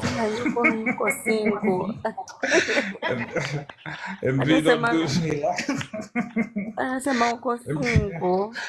MP bwana, MP sijui leo amekula nini, amekuwa ananing'ang'ania sana kuniambia hivyo. Ayubu, MP, unauliza please watu don't do. wako single vipi nini? Wewe mbona hujisemi Bwana, kama uko single? Mbona hapana, yeye hapana. asemi anatafuta? Semi anasema mimi sio. Jiweke Mi- sokoni Hivyo Ayubu. uko single. Ayubu, jiweke sokoni. Mimi Ukiona mtu anauliza hivyo lazima hapana bwana. ana Mimi Niko interest. single. Sema ndio Mbona inakuwa mimi indirect, rahisi si unajua? nazidiwa kitambo. Mm. kama Nushka hapo. Pia niache bwana, usifanye Mimi hivyo bwana. naamini Nushka Ayubu amekuelewa sana. Sema tu kueleza kidogo inakuwa kidogo street inakuwa ni Hapana kaeka. bwana. Hivi mimi nikielewa namuelewa, nampenda mashallah kwa sababu amejicover herself. She's quiet. She seems really mwangalie mpole. Cheki mtoto Lakini anakuashia mpaka mataa yote yani. simwangalii hivyo. Namwangalia kama mdogo, kama like knees. Nishka. I'm twice her age. Sasa kwa nini asitafuta? I love Asiwe na joking mzaa. Nushka. Eti Sinichukulie vibaya. I'm twice her age, imagine. She's just a baby, man. A How old are baby? you, Nushka? Jiwa You say kama 20? jiwa. No, Baby. baby compared to me. Mbona amefikisha Nushka, 18 and Sasa Nushka, above? jele mkulati you're kupoa. 24, is it? How old are you? 24. Oi. Is it 24 ndo baby. Nushka, 24 hata wameolewa wewe. Nushka, 24 everyone mute wana yourself. watoto na wameolewa. No. Yani nikisema baby compared to me. She's 24, imagine. She's 24. Me, I can't even remember how long ago when I was 24. 24 si mdogo. Mwenye Ayubu, ngoja ananifuata nikwambie ndo kitu ako kimoja. 24. Ayubu, mapenzi hayajalishi umri bwana. Well, lakini Nushka mimi nampenda kama my niece. Yani namwangalia kama my niece. Iko na 24. 24. MP, mbona unajaribu kuniweka mimi mzee wangu? Kwani umekula nini leo? MP, hebu niache kwanza. Na AC una miaka mingapi? Yai, mimi ndo nauliza miaka. Guess. Weka picha yako tuweke big screen kwanza. Sawa. Niko bed na nimelala. Hatuwezi kuguess kwa kusikia sauti. No, sijasema ufungue kamera. Weka picha yako, tunaweka big screen afu unaweka picha yako kwenye background. Ya recently lakini. Sijui venye uwekwa for real. Picha yako mbome. Lakini okay, hapa nikupe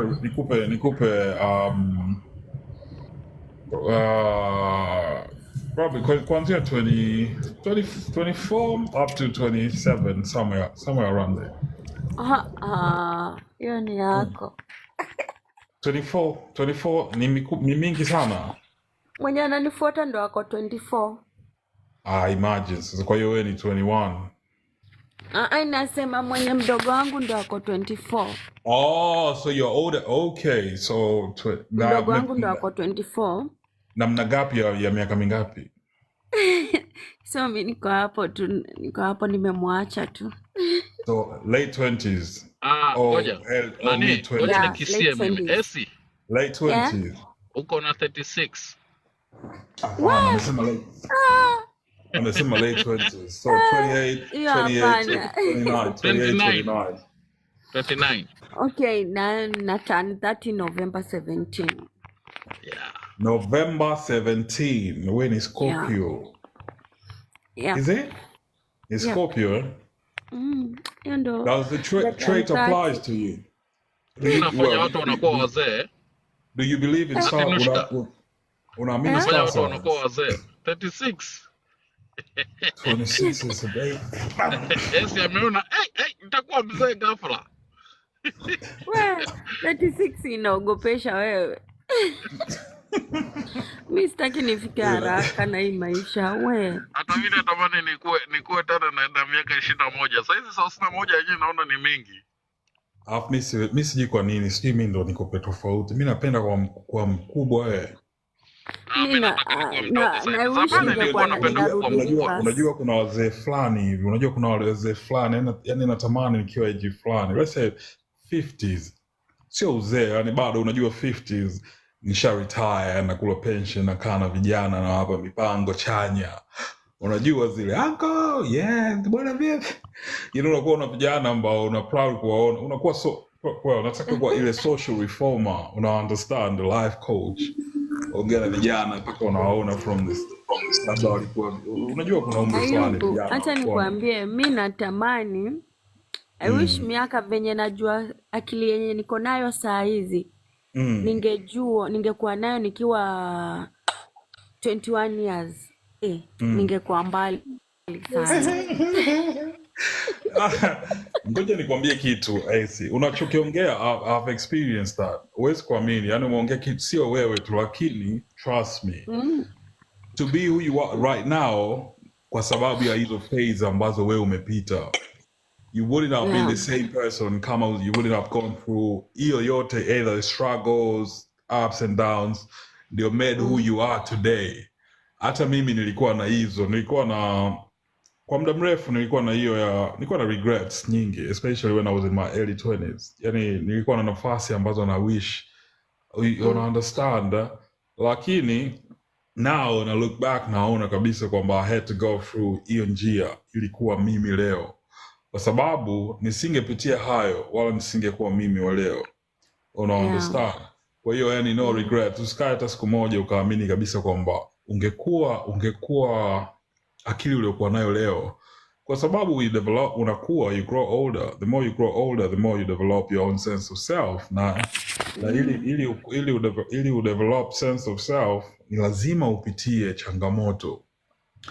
So either iwe ni struggles au good times, lakini hizo zote ndo zinakujenga. Katika zile siku mbaya ndo zimekujenga wewe wa leo. So usiishi hata siku moja ukakaa ukaamini kabisa kwamba labda ningekuwa na akili hii miaka kadhaa iliyopita ningekuwa mtu fulani. Hapana, yani kila kitu, I believe life is predestined. Wala chochote ulichokipitia kilikuwa kuna nani moja naipenda sana ya Kenya, kuna mtu alikuwa anaongea Mkenya na naipenda sana, anasema inasema nini, if something hurts you for years and years, man, inasemaje ile, yani kitu kikiwa kinakuumiza kwa sababu hujaelewa hilo lesson. Nimesahau ni Kiingereza, anasemaje, if something hurts you for years and years, that means bado hujapata funzo.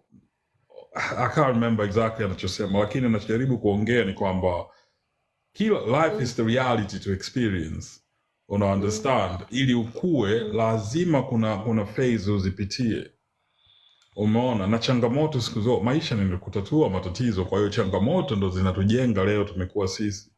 Kwa hiyo hata mimi nilikuwa naishi hivyo, kuna miaka mingi, like 5 years ago, niliacha baada ya kama miaka 7 iliyopita, lakini nilikuwa mtu fulani ambaye naona kwamba yani kama opportunity misa hivi, understand, yani nilikuwa na nafasi ya kufanya hiki, nilikuwa na nafasi ya kumuoa huyu, kwa nini kuna mahusiano yangu yani niliyapoteza tukijinga, labda kuna kipindi nilikuwa naendekeza pombe, sijui yani najikuta, lakini got to the point I don't drink anymore, I don't smoke,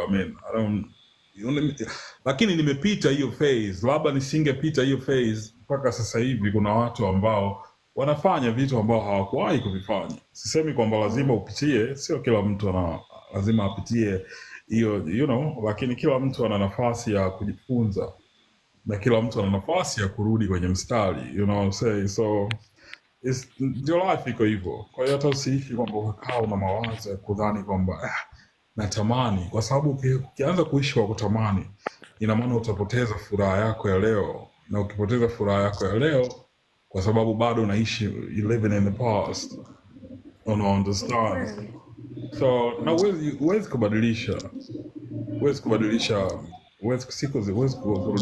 nyuma, huwezi kuchagua familia uliotoka, huwezi kuchagua nchi uliozaliwa. Ni vitu ambavyo you just happen to be brought up kwenye familia hiyo, au Kwa hiyo kuna vitu unavikubali kwanza na kuangalia kujenga future bora. Sikia mtoto mzuri, yes. Nakusikia. I'm being a big brother now.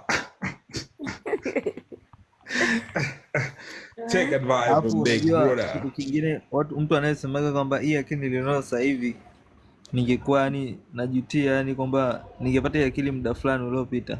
Unakuta sasa hivi kuna opportunities zingine anazimiss. Exactly. Umri fulani anakuja kusema wakati sasa hivi kuna opportunities kwa bado still anazimiss. Ni kweli, lakini unakuwa realize. Ni kweli. Unakuwa realize. Unajilaumu sana. Wa alaikum assalam wa rahmatullahi wa barakatuh, my brother Fauzi. Fauzi ana kipaji cha kutoa burudani. Yaani kimuona Fauzi ndio unajisikia, hata kama nilikuwa na hasira zangu najua leo Fauzi ukuje ni aje. Fauzi, where you at? Masai, nadhani una echo, sijui kama ni wewe. Masai mwongea. Assalamu alaikum brothers. Niambie mambo. Wa alaikum salam my brother. Ni aje? All good man. Tupo karibu sana. Ndo nimekaa sahi. Mazee ukuje kwa keja na mabeste za mine mazee ni aje. Akiangaika. Bugatti in the building. Hello Nushka. Mambo. It looks like you're struggling. Yani kama vile labda hivyo hayo macho tutafute vibanio. Bugatti come on man. Tukuweke pegs kwenye macho ili yasifunge. Kwanza hebu tafutie sehemu yengo moja nzuri tukusikie. Ni mzuri. Fauzi inakuaje kaka, kwema? Fresh kabisa, unanisikia? Ya, tunakusikia lakini pia naona kama una background noises. Mishemishe kama kawaida. Kama dawa. Bwana pamoja sana, karibu sana kwa DJ Masai live. Namuona ukti hapo. Afungua macho na kufungua macho na kwa mazito. Bwana phone alafu alikuwa anasema na usingizi muda, yani umejiwaje? Maskini. Usingizi achana nao. Toto from Mogadeni. Wapi? Atoka Mogadishu, Moyale, Garissa, wapi? Nadhani mwenyewe anakusikia atakujibu. Nushka, unatoka kwa nini usiende kupumzika kama umechoka? Nenda kalale bwana, tuko shift hapa mamangu, wala usina wasiwasi. Kupumzika bwana, siku mwema, good night. Taukuomba dua. Nushka. I'm left. Ngoja nishuke alafu nipande, maana naona hii sehemu ya maiki hapa chini haionekani. Hamna neno. Tuko karibu tena. Bugatti inakwaje? Bugatti uko kwenye kelele. So hivyo bwana, usiishi kwa past kwa kuamini kwamba ungepata opportunity bado zipo. Bado ni binti. Bado maisha yapo, bado kuna nafasi, as long as kuna nguvu. Kwa hiyo what's your highest education if you don't mind me asking? Okay, labda una any qualifications? Huh? Obvious. Right. What's your qualifications? Hapana. Sisemaji. Okay. Right, and I respect that. Na naelewa kabisa. Naelewa kabisa bwana. Thank you, Miss Kales. I appreciate that.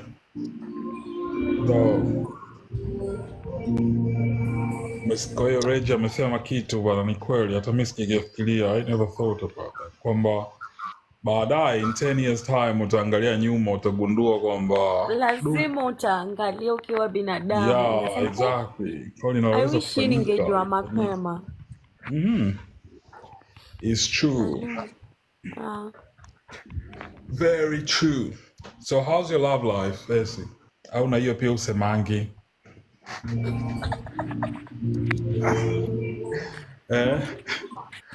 How's your love life? Married, single, double, triple, hanging around, or waiting for Mr. Right? Niko tu. Upo, how long umekuwepo? Uko single? Like, yeah. Months. Masai kati ya Naenda kusema. Nipo single. Upo single. Uko single? Wewe nikamwambia umesema uko single. Niko single. Mbona? Na how long umekuwa single? Now 3 months, 4 months, 4 months. Okay.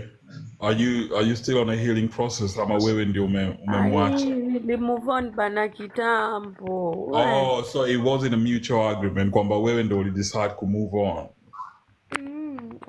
Kwa hiyo wewe ndio ulimwacha. Hazizi kakusumbua bana.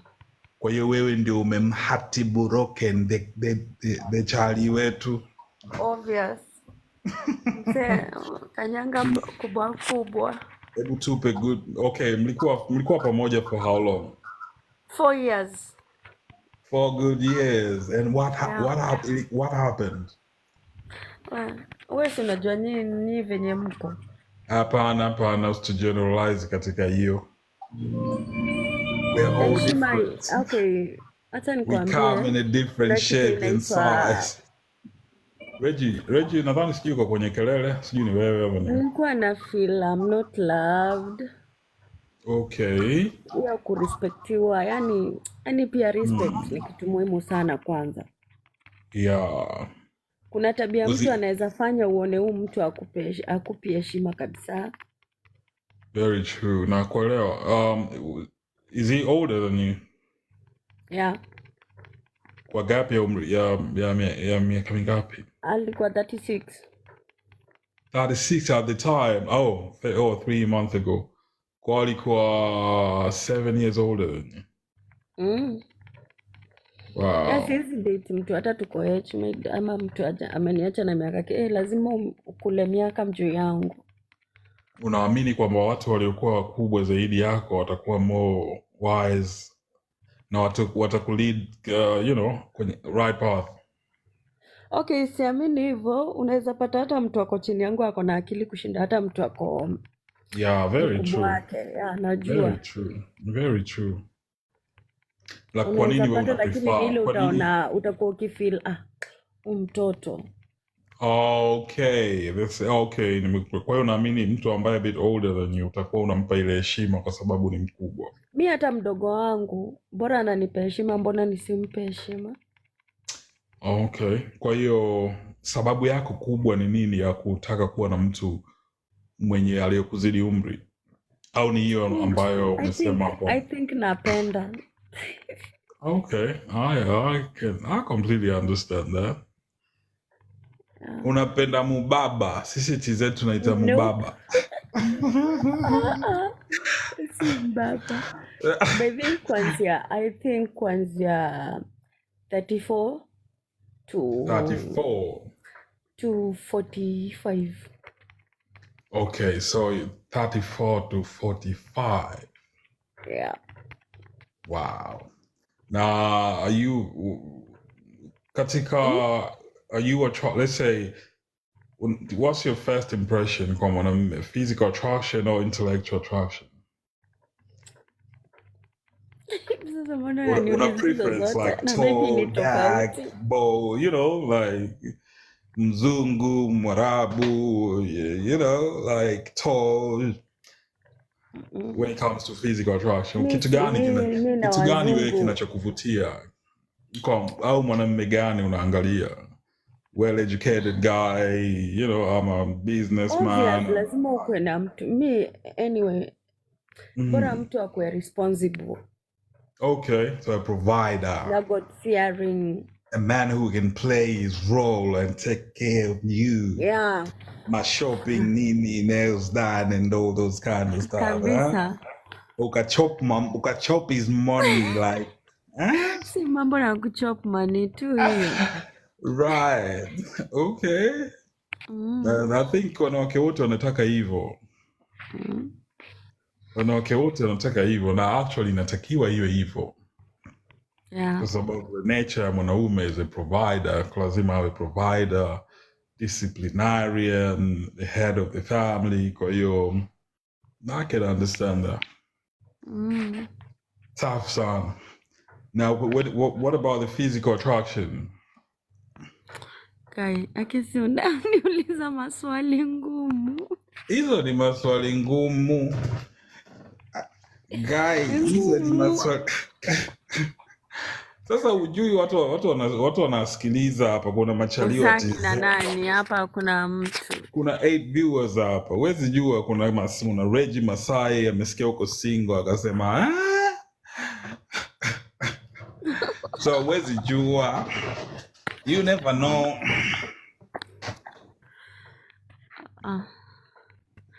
Aje nimwambie niko single. Mwenye anataka kuja kwangu akuja nimweleze. Sawa, tafanya hivyo. Taambia so you're single and not looking, or single and looking? We, kama kawaida. Okay. So what about you? Lazima nayo. How do you like fulfill your physical needs at this right moment? Atumenisikia sasa hivi kwa hichi kipindi within hiyo 3 months kama binadamu as a una mahitaji yako ya kimwili unayafulfill vipi? Okay, acha nikwambie vitu zingine ni venye umeweka kwa akili yako. So unatoa akili yako unalenga tu. Vitu zingine ni kulenga. Koza huna, so lazima ulenge, yeah. Kulenga ni maana yake ni nini samani? Kupuza. Kupuza. Mnaita kupuza. Okay. So kuna uwezo wa kulenga mahisia za unafaa hiyo hisia kulikuwa ndo okay. Na utalenga mpaka muda gani? Hadi nipate mtu. What worst comes to worst? Haiwezi come worse cause iko kwa akili yangu. I like that. Unajua kwa nini? Yeah. Kwa sababu if you can't control your desire will control you. Najua. So vitu zingine venye umeweka kwa mind ndo ukuja. So I think hiyo ni kitu nimetoa kwa mind yangu. Okay. Lakini kuna nafasi kubwa kwa mwanamke kuweza kujizuia zaidi kuliko sisi wanaume. Yeah. True. Kwa sababu the way our organ function, sisemi kwamba watu pia wanaweza wakajizuia, lakini kwa sababu sisi miili yetu inatengeneza mbegu, unajua when testosterone is so high inakuwa kidogo changamoto, lakini naamini kabisa wanawake wana uwezo mkubwa wa kuvumilia, na understand. Hata wanaume pia ambao wamekuwa kihisia, kama nilivyosema kwamba if you can't control your desire. Na yangu hata si long, 3 months hata haijakaa sana. Kuna mtu unaweza pata demu hata amekaa around 3 years, 2 years. Oh yeah, I know some people wako hivyo. Naamini hivyo ni kweli. Ni kweli. Lakini pia ukikaa sana nalo ni tatizo, linakuletea afya ya akili, kwa sababu that's not a God concept. Unajua tuliumbwa lazima uwe na mwenzako. Sababu tuna physical needs kama binadamu. Hiyo kabisa hiyo. Muhimu hiyo. lazima kutorogonya. Tunaita kutorogonya. Lazima utorogonye hapo. Lazima utorogonye. Hizi inakuaje hizi? Inakuaje? Mimi niko pwani, ni Ayubu ananiingililia. Yupo hapa, yupo Ayubu ana on one. Hizi bwana nilipata salamu zake. Nikamkubali sana. Sio kwa maana mbaya lakini hizi. Don't get me wrong. Sawa. We just having a conversation, so you're unajua mtu akikupa compliment through mtu na appreciate. Yeah, I really appreciate that. Yes. Una understand? Kwa hiyo nibani kwa Afrika kuona nikakumbuka nasema nipata compliment ya Essie, so I should express appreciation. Unajua dunia imejaa watu na mtu anaweza akaona kitu ambacho sio kila mtu anaweza ka give credit, una understand? Kwa hiyo ukipata mtu anakupa compliment hata kama akwambie yeye anamwambia mtu mwingine na ukakufikia, I really appreciate that. Kwa sababu waga napendaga sana katika kila conversation kuwe na positive elements, una understand? Kwa hiyo I really appreciate that. Safi sana, hiyo ni good kabisa. Inaonyesha tunasikilizwa na watu wengi, tuna empower watu wengi. Unajua unaweza kuwa tuna impact ambayo sisi wenyewe hatuijui. Ile tunachojaribu kufanya, mimi naamini kabisa through the power of love, kionyesha upendo, ukawa na positive energy, ikawa labda ni verbal support kwa mtu mwingine, ikawa ni therapy. Pia tu ni kitu kizuri sababu kumbadilisha mtu mawazo na akasikiliza ushauri wako. Inanipaga faraja sana, to be honest. I put smiles on my face katika vitu ambavyo na vi appreciate. Ni iko. Kwa hiyo thank man, appreciate. Hiyo ndo yenyewe hiyo. Kabisa. Yeah man.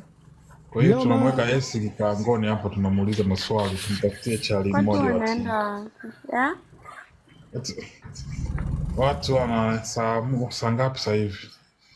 Saa 5, saa za kulala. East Africa time, saa 5. Watu wameenda kunani? Wanaenda kupasha majiko. Saa 5 ni kupasha majiko. Ati kuwasha majiko? Wanaenda kukolezea majiko. Wamekupasha majiko. Wameenda kazia kidogo siku. Si unaelewa tena? Ni kweli. Lakini Essie, umejipa muda gani wa kuwa single? Mimi sijajipa muda yote, bora mtu akuje. Najipa muda. Najipa muda. Hebu nikuulize, najipa muda kukaa single na mtu akikaa. Umesikia Masai, ni bora mtu akuje, the early the better. Yes. Bora mtu akuje mwenye nataka, mwenye ndio nimependa. Hiyo bora mtu akuje. Hiyo ndio yenyewe. Haya. Kwa hiyo uko ready kuriski kila kitu? Lazima, mimi am ready. Okay.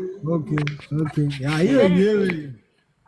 Bwana inabidi Masai next time ukiwa free tuanze mid match bwana. Wewe jua una watu you never know. Tuweke kitu hapo yani. You never know, man. You never know. We take life as it comes. I'm serious, but I'm very ready. Okay, you're ready to risk. Mimi na understand kuwa ready ni kitu kizuri, uko tayari na unahitaji mtu na labda kwenye mahusiano yako hujaumia kupitia ile healing process na vitu kama hivyo. Lakini mimi personally kama nikiwa na nafasi ya kukushauri nitakwambia take your time. Labda amekuwa na muda wa kutosha. Okay. Sasa una take time ya nini? Ya nini? My friend, ni ukienda mwingine anakuja, life inaendelea bana. Dunia isimami. Hii dunia haisimami. igoja. Eh. Hii No, dunia igoja. as in take time to get to know someone before you know.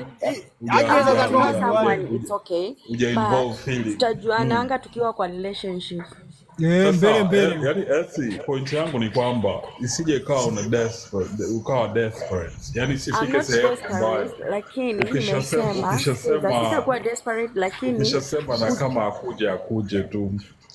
Usije ndio nasema ukatrip and fall in the same, you know, kind of guy ambayo sijui exactly what happened from your previous. Sikiza nikwambie, nowadays ni ushikane na mtu mwanze kudate ndo umjue. Sasa ndamjuaje kama hatuja date na yeye? Si lazima nikuwe na yeye ndo nimjue. Okay. That makes My sense. friend, mpaka nikuwe kwa relationship ndo nijue mtu. Huwezi ukajua mtu wakati haupo kwenye nani? Kwenye mechi. Haiko hiyo. Ushawahi kuwa katika mahusiano na mtu ambaye hawezi tunaita kufikisha kileleni? Sijui unaelewa kwa Kiswahili cha KTZ. Okay, au ushawahi kuwa katika situation ambayo labda pia manhood ya yule mtu Obviously unakutana na wase wako down. Okay. Yeah. Na inaweza ikawa hiyo ni changamoto kwako. No. Si sahi. Unaweza kuwa na mtu ambaye unaweza usi-reach climax na ukawa comfortable kabisa. I think nishaivumilia mtu nilikuwa nampenda. Okay. Na ukamvumilia kwa sababu ya size of ulimvumilia kwa size ya organ au ulimvumilia kwa sababu ya issue za erectile au ni nini? Ndio nasema umeniuliza kama nishaikuwa, yani nishaikuwa na mtu mwenye sasa ndaisema aje mtu hivyo anamaliza hivyo na mimi nikakwambia I think kwanza tulidate for long. Nilikuwa mdogo nilikaa naye like ile kabisa. Hata nilikuwa najua ndo bwanangu but manzi kumbe si hivyo, Mungu hakupanga. Okay. Lakini ungeweza kumpenda na ulimpenda na haikuwa tatizo hilo. Mimi hiyo hata sikuwa naona tatizo. By then ni yeye alinicheza. Akiwa na hiyo ulemavu yake akanichezea. Kuna watu hawafai hata kuheshimiwa vile. Yaani kuna watu wanaongea hawabebeki. Mtu ni mlemavu na bado anahanya. Kama utavumilia aje? Okay, na hiyo kuhanya ni anahanya na mwanamke mwingine, yani au alikuwa anahanyaje? Karuka majoka. Yaani na ule mabwa. Bebe umse hata kunianyelea linihanya we hata sijawahi by the way. But manzi hata akinianya ndio nasema alikuwa na ulemavu. Na yeye alikuwa anajua kama ana tatizo. Hiyo ulemavu yote. Alikuwa anajua kama tatizo au yeye alikuwa ana normalize kwamba alikuwa haoni tatizo. Unajua mtu unajua kuna ile mtu ajui kama ajui. Ajui kama ajui kudu. Very true. Anaona yeye hapo mwisho. Waelewa. Lakini wewe unaona hata down. Na wewe hujamwambia kwamba wewe acha ujinga. Pinduka. Unajua sasa unajua mtu kama huyo okay ni mtu napenda so naona nikimwambia atafeel vibaya so hakuna kweli. Namwambia ukweli. Lakini kwa muda ambao mliokuepo yeye mwenyewe kwa sababu mimi naamini mwanaume yoyote anayetambua kama umfikishi mwenzako kama mwenzako haridhiki. Unajua kabisa you can work on it. Una understand? Kwa sababu sometimes inaweza ikawa hata sio tatizo. Linaweza ikawa tu ni kujiandaa. Unajua mapenzi mpaka mfanye lazima kuwe kuna mental connection. Kuna watu wengine hawana matatizo. Wanaita nini? Sexual nini? Anxiety nini? Hizo tunaita kitete. Acha nikwambie kitu moja. Acha nikwambie Ayubu kitu moja. Mungu hawezi kukupea kila kitu. Unaona? The guy Lakini alikuwa engineer by the way, ameandikwa na gava ya huku. We hata ukimgoogle saizi utaenda umpate venye siwezi sema jina yake. Right. So I think God hawezi kupea pesa akupe hiyo elimu ile kabisa, alafu amka akupe huku kwingine. Lazima akupe moja bana. Kidogo lazima kidogo abonyeze mahala Lakini pia hata kama ni mzigo, alikuwa na mzigo poa, lakini hajui kuitumia venye inafaa. Oyo, piga mambo. Alikuwa na mzigo lakini hajui kutumia. Kwa hiyo tatizo lilikuwa sio size ilikuwa perfect. Lakini ni kutumia ndo alikuwa na ilikuwa kama mtu akuwe na smartphone ajui hata inatumiwa aje. Ajui hata kwenda nayo live. Hatari sana. Alikuwa hawezi ku stream. Ajui kupiga nani selfie na kamera ile nyingine. Hatari. Imagine that. Kwa nini wewe kama mwanamke, I believe wanawake wana uelewa wao. Una understand compared to hata yani wana akili yao. Mungu amewajalia akili yao. Ulikuwa una nafasi ya kuweza unaweza usimwambie. Unajua I believe watu wanaopendana, mimi siku zote naamini kwenye communication.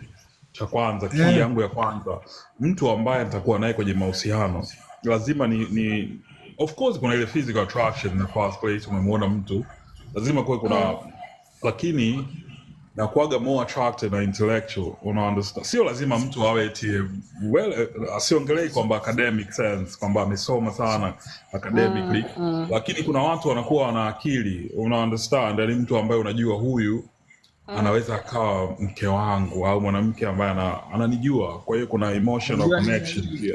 Ayubu. Sasa Ayubu. Naam, nakuitikia nani Masai tu Reggie Masai. Yani kwa hiyo unapoongea na kwa huyu situation ni mbili tofauti, kwa sababu yani sisi wanaume tunaweza tukamchukua mwanamke yeyote hata kama hana chochote, hajui chochote, tunaweza tukaishi naye sisi tutegemee kitu chochote kutoka kwao. Kwa hiyo mwanamke anaweza kawa vyovyote, ukamwangalia tu fakta zako chache ukamchukua hata kama hajui nini yani hana. Lakini sasa kwa wanawake ni tofauti. Yani amnaga mwanamke anachukua mwanaume ambaye hajui chochote au hana chochote. Yani lazima kuwe kuna factor kubwa yani ya material. Yani lazima uwe una kitu cha provide. Hakunaga yani unajua Reggie, kwa wanaume anyway, hata wanaume sisi tuko tofauti, lakini unajua kuna wanaume wengine sisi wanaume tuna ile tuna tabia moja, ukikutana na mwanamke ambaye hajui, me personally kwanza, mwanamke ambaye hajui mambo mengi kwanza nakuwa nampenda kwa sababu najua hana experience, una understand. Kwa hiyo nakuwa naona okay, huyu unapenda mwenye ana experience. No, sisemi hivyo if it happens, kwa sababu mimi okay, man, iko hivi, mwanamke ambaye anakuwa kuna wanawake ambao wamekuwa trained kuwaburudisha wanaume. Una understand, let's say kama Tanzania kuna makabila labda wa Makonde, wa Zaramu, wanawake wanakuwa trained kuwakatika sijui na vitu kama hivyo. Sasa mwisho wa siku kinachofanyika mnakuwa amfanyi mapenzi, yani yeye anachofanya it's like sex inakuwa performed, yani yeye anachofanya ana perform. Umeunderstand? Yani yeye hajifikirii kujiridhisha. I don't know man if that makes sense. Lakini kuna mtu anakuwa anataka, yani kama amekuwa trained wao kuwaburudisha wanaume. And it's not, sio kila mwanaume sio kila hizo train wanazofanya zinamfurahisha mwanamume kila mwanamke. Mimi naweza nikapenda mwanamke akatike, Masai akawa hapendi, lakini mimi naamini kabisa tendo la ndoa linakuwa lina mental, yani mnajikuta tu mnaweza hata msiongee, you understand, na the more mnafanya mnajua, yani mnaongea, miili inaongea. Sasa wanawake wengi wanakuwa trained wakiamini labda wanaume tukiwakatikia watafanya Well, sijui inaweza ikawa inaweka kwa watu wengine, lakini mimi personally waga anapenda mtu ambaye hana experience. Anaweza kawa na experience, lakini not like, you know, like she's like a porn star. Sio gwiji. Yaani sio gwiji. Sio gwiji, mara sijui tu. Mara sijui hivi. Unajiona mwanafunzi tu kila mtu. Mnakuja kutenguana nyonga bure wakati mnastarehe. Mtakuja kuuana, mtauana. Mtakuja kuuana bure. Kabisa. Atakukaba mtu siku mapenzi, kumbe mtu mwenzako unashindwa kuhema. Ikasababisha disaster. Kwa nini ukuwa na nafasi ya kumwambia yani hata kama usingemwambia? Ungemwelekeza mdogo. Yani kwa sababu ni mtu ambaye ulikuwa unamjua, ungetafuta distractor anacheka. Mtu ambaye tayari unamjua, kulikuwa kuna ile niliyosema emotional connection, kwa sababu ukikaa na mtu after sometimes anaweza ukawa unaweza kumsoma body language, ukamsoma. Especially wanawake wanakuwa na uelewa mkubwa sana wa kuwasoma wanaume kabla wanaume, nikiongelea wakiwa wanaishi kwenye nyumba. Unajua wanawake wana ile nature ya kumata vitu vingi, kwa sababu akili zao zinaendeshwa na hisia. Kwa hiyo when it comes to emotional connection, wao wanakuwa wako faster sana kujua. Alafu ni wamama, unajua wanalea watoto, ile nature tu ya kulea watoto. Unajua wanaume tuna tabia zetu ambazo zipo zinabadilika tunapokuwa, lakini bado kuna tabia zetu zikianza kutokea tangu utoto tunakuwa nazo hivyo. Una understand? Yeah. Kama mtu ameumbwa hivyo hakuna venye unaweza mbadilisha. Masai ndio simu yako naita sijui. Oh yeah, ulikuwa unasema? Kama mtu ameumbwa hivyo hakuna venye unaweza mbadilisha hata ufanye nini.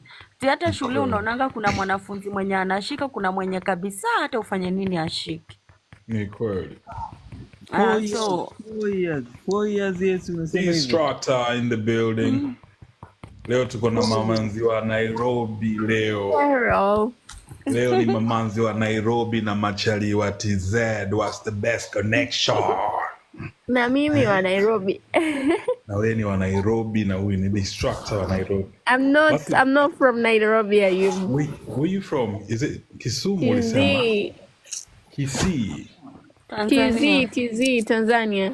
Oh, Tanzania. I swear to God, Distractor. Siku zote mimi najua wasi umetoka Nairobi. Distractor kama distractor in the house. Distractor basi atakuwa DJ mambo. Distractor na sound kishua. Sana kama mtoto mmoja wa kishua sana. You bacha basi. Ana distract watu na yule ni hapo. Yani distractor ana sound kishua kiasi kwamba mpaka nikajua hapa ametoka Nairobi. Acha basi. Acha mwanangu basi. Acha basi. Karibu sana Distractor, tuko hapa. Thank you. Na Essie, sijui ushakutana na Essie. No, not yet. Okay, Distractor, Essie Distractor.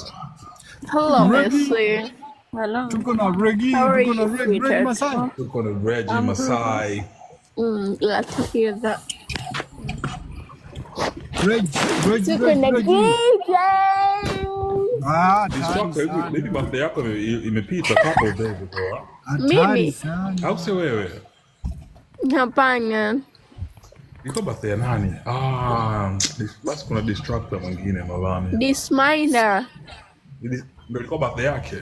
Yeah, I think so. Cause watu wanachanganyaga Distractor, Disminder. Nisingeweza kuchanganya. Distractor kama Distractor. Yeah, mine is on December huko. Wewe ni Capricorn. Sagittarius. Oh, Sagittarius. Wacha bwana. Sagittarius have no Capricorn. Does the traits that Sagittarius apply kwako? Yeah, kind of. Okay. Do you believe in star sign? Yes, somehow. Kwa hizo traits ukizisoma na wewe unaona kabisa kwamba this is so me. Yeah, some of them. I think we live to like the daily horoscopes. Oh, Something you like don't that. believe in Yeah, those, what's wanazotoa gonna zile za daily happen? monthly nini, ila the general one. Yeah, like Yani they make personality. me into it kabisa. Okay. Na sign gani ambayo you're highly compatible? Huh? Sign gani ambayo ina compatible kubwa na Sagittarius? Signs unajua zina compatibilities eh? Sign na sign hii I don't Yeah, really believe. compatibility. Yeah. Sijajua, sijafuatilia. Okay. Right. I can Google right now though. Don't worry, we don't want to get into details to that. Hatari. Tulikuwa tunaongelea about love life. Umemuuliza Esi hapa, inabidi sasa zamu yako kwa sababu ndo umekuja. Esi ametuelezea situation yake. Yeye anasema hana muda wa kupoteza. Anasubiri mtu yoyote akuje tu waende nalo. Watajuana huko. What about you? What about me, Nini? How's your love life? My love life. How's your love life? That was one for the Am I the one with echo? I think so.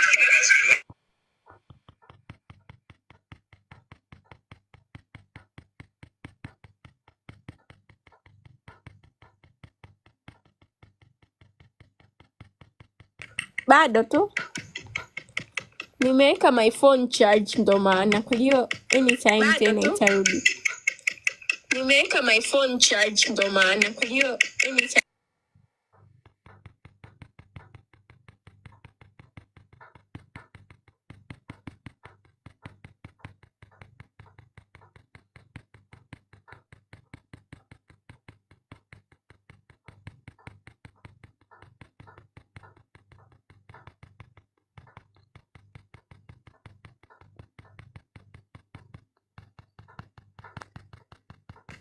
Who is doing that and why that sound?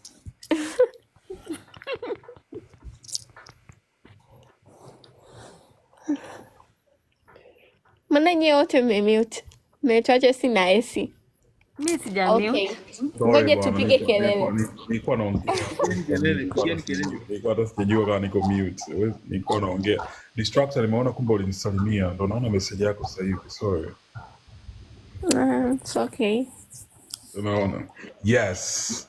Nadhani ulisikia swali lakini hatukusikia jibu. Yeah, Ethan is Talking about my lying. love situation right now. Your what? My love situation right now. Right? Yes. I don't know. I'm in dilemma. I have a baby, by the way. You know that. Yeah, I think you told us. Yeah, she's 8 months. So oh, bless you. At this time kuna kinenio kidogo I want ujana and kunenio kidogo I want hiyo kuna nini kidogo kuna nini kidogo kuna mambo mengi kuna mambo when I forget parts nasemaga na niliu.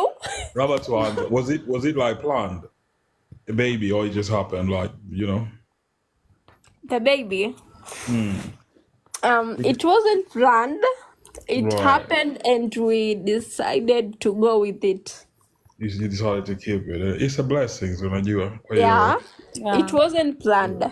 Ila kwa vile imetokea, tuka-decide to cope out with it. DJ ni hata simcheke. Are you coping with the mother? Jamaliza ujana wangu vizuri.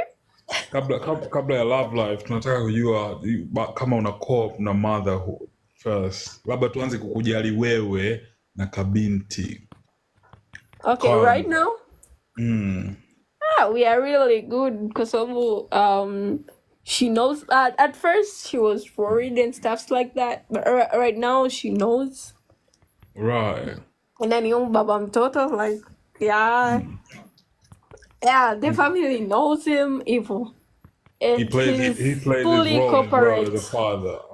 Like he's fully corporate. Oh, that's great. That's good. At least, like you're no longer together. I don't know. Okay. Because right now, whatever we're doing, unajua kama kuna whatever we're information doing right ambayo now, you're not comfortable, wala huna haja ya unajua tuko live, tuko mitandao, kwa hiyo pia tuna respect private and confidentiality, tunaheshimu sana. Yeah, I'm telling you, you're uncomfortable, just, huna haja ya hivyo. No, I'm telling you, Kumba, I don't know, because whatever we're doing right now, we're just doing our best for the baby. We take her as the first priority, that we don't see even time for ourselves much. Okay. Hicho ni kitu kizuri zaidi. Kwa hiyo na mahitaji yenu ya kimwili pia mmeweka pembeni. Hayo wanaruka nayo. Okay.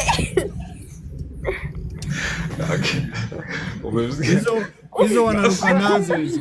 Hayo mahitaji ya kimwili hayo. Wanatorogonya. Hayo wanatorogonya. Distractor kama distractor sidhani. PJ Nyachi. He is somebody ambayo hakai.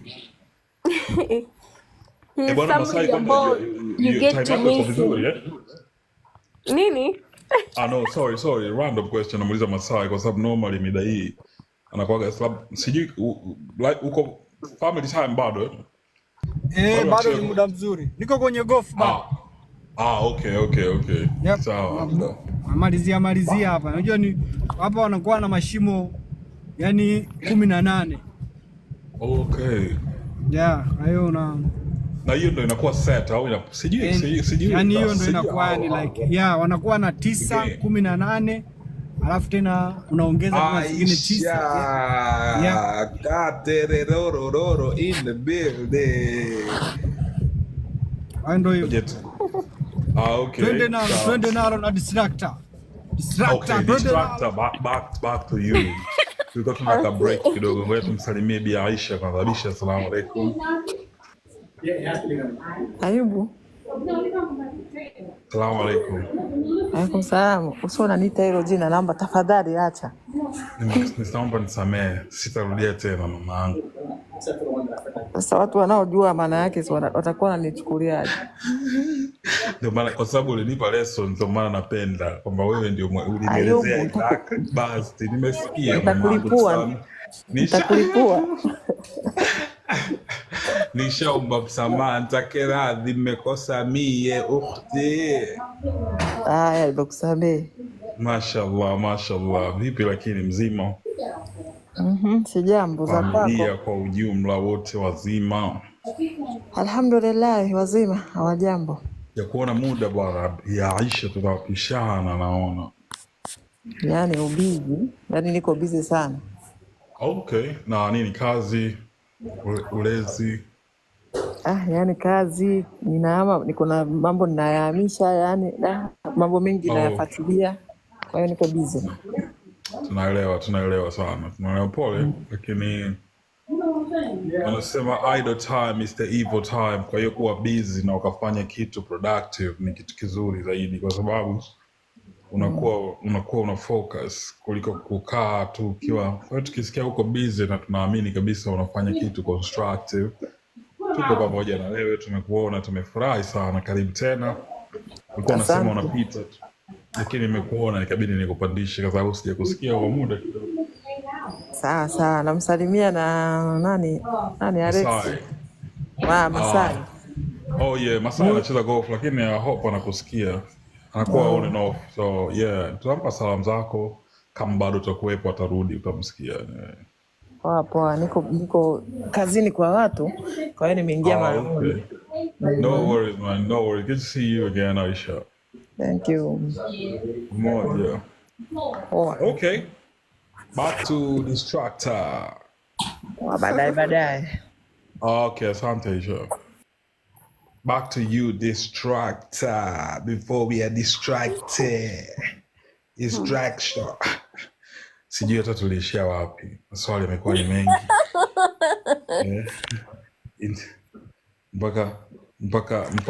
Mpaka mwandishi wa kujitegemea sijui hata nimeishia wapi.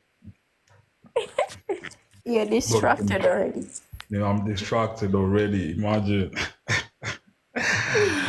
Right. Yeah, I think tulikuwa tunaongelea kuhusu parenting, sijui co-parenting na vitu kama hivyo. Lakini hukutaka swali likuja kwa about you. What about mahitaji yenu ya kimwili, kwa sababu umetuambia kwamba Okay. I'll give you this short story. Afu nyie mtajijibu wenyewe. Right. Unapenda story. Okay. It's not a long. Okay.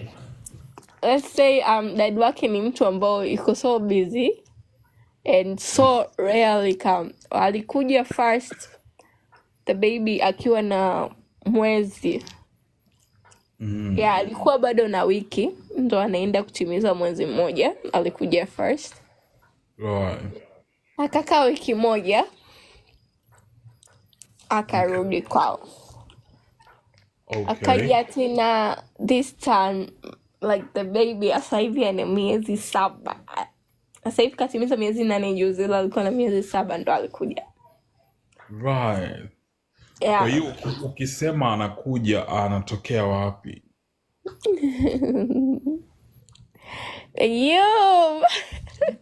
Kwa sababu unajua nilikuwa najua ni mtu ambaye labda atakuwa yupo around kazini.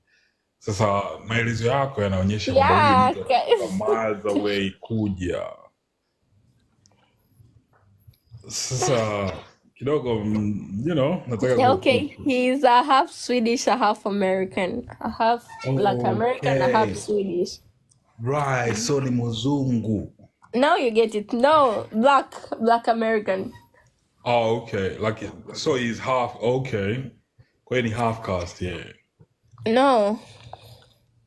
Okay, so okay. Originally from there. Oh, right, okay. Kwa sababu uliposema Swedish, nikajua Sweden ni wazungu. Kumbe ni black. Okay, yeah, okay. Yeah. I get it. I have Swedish, I have Black American. Right. Kwa hiyo ilikuwa ni long distance relationship. Yeah, ilikuwa ni long distance nini? Relationship. Ilikuwa ni long distance relationship. No, we met in Tanzania. Like he came for vacation. Ivo, yani he's so busy. So whenever he gets a chance, like a week, anakuja for vacations. Ivo nini, yeah. Nimekuelewa vizuri sana.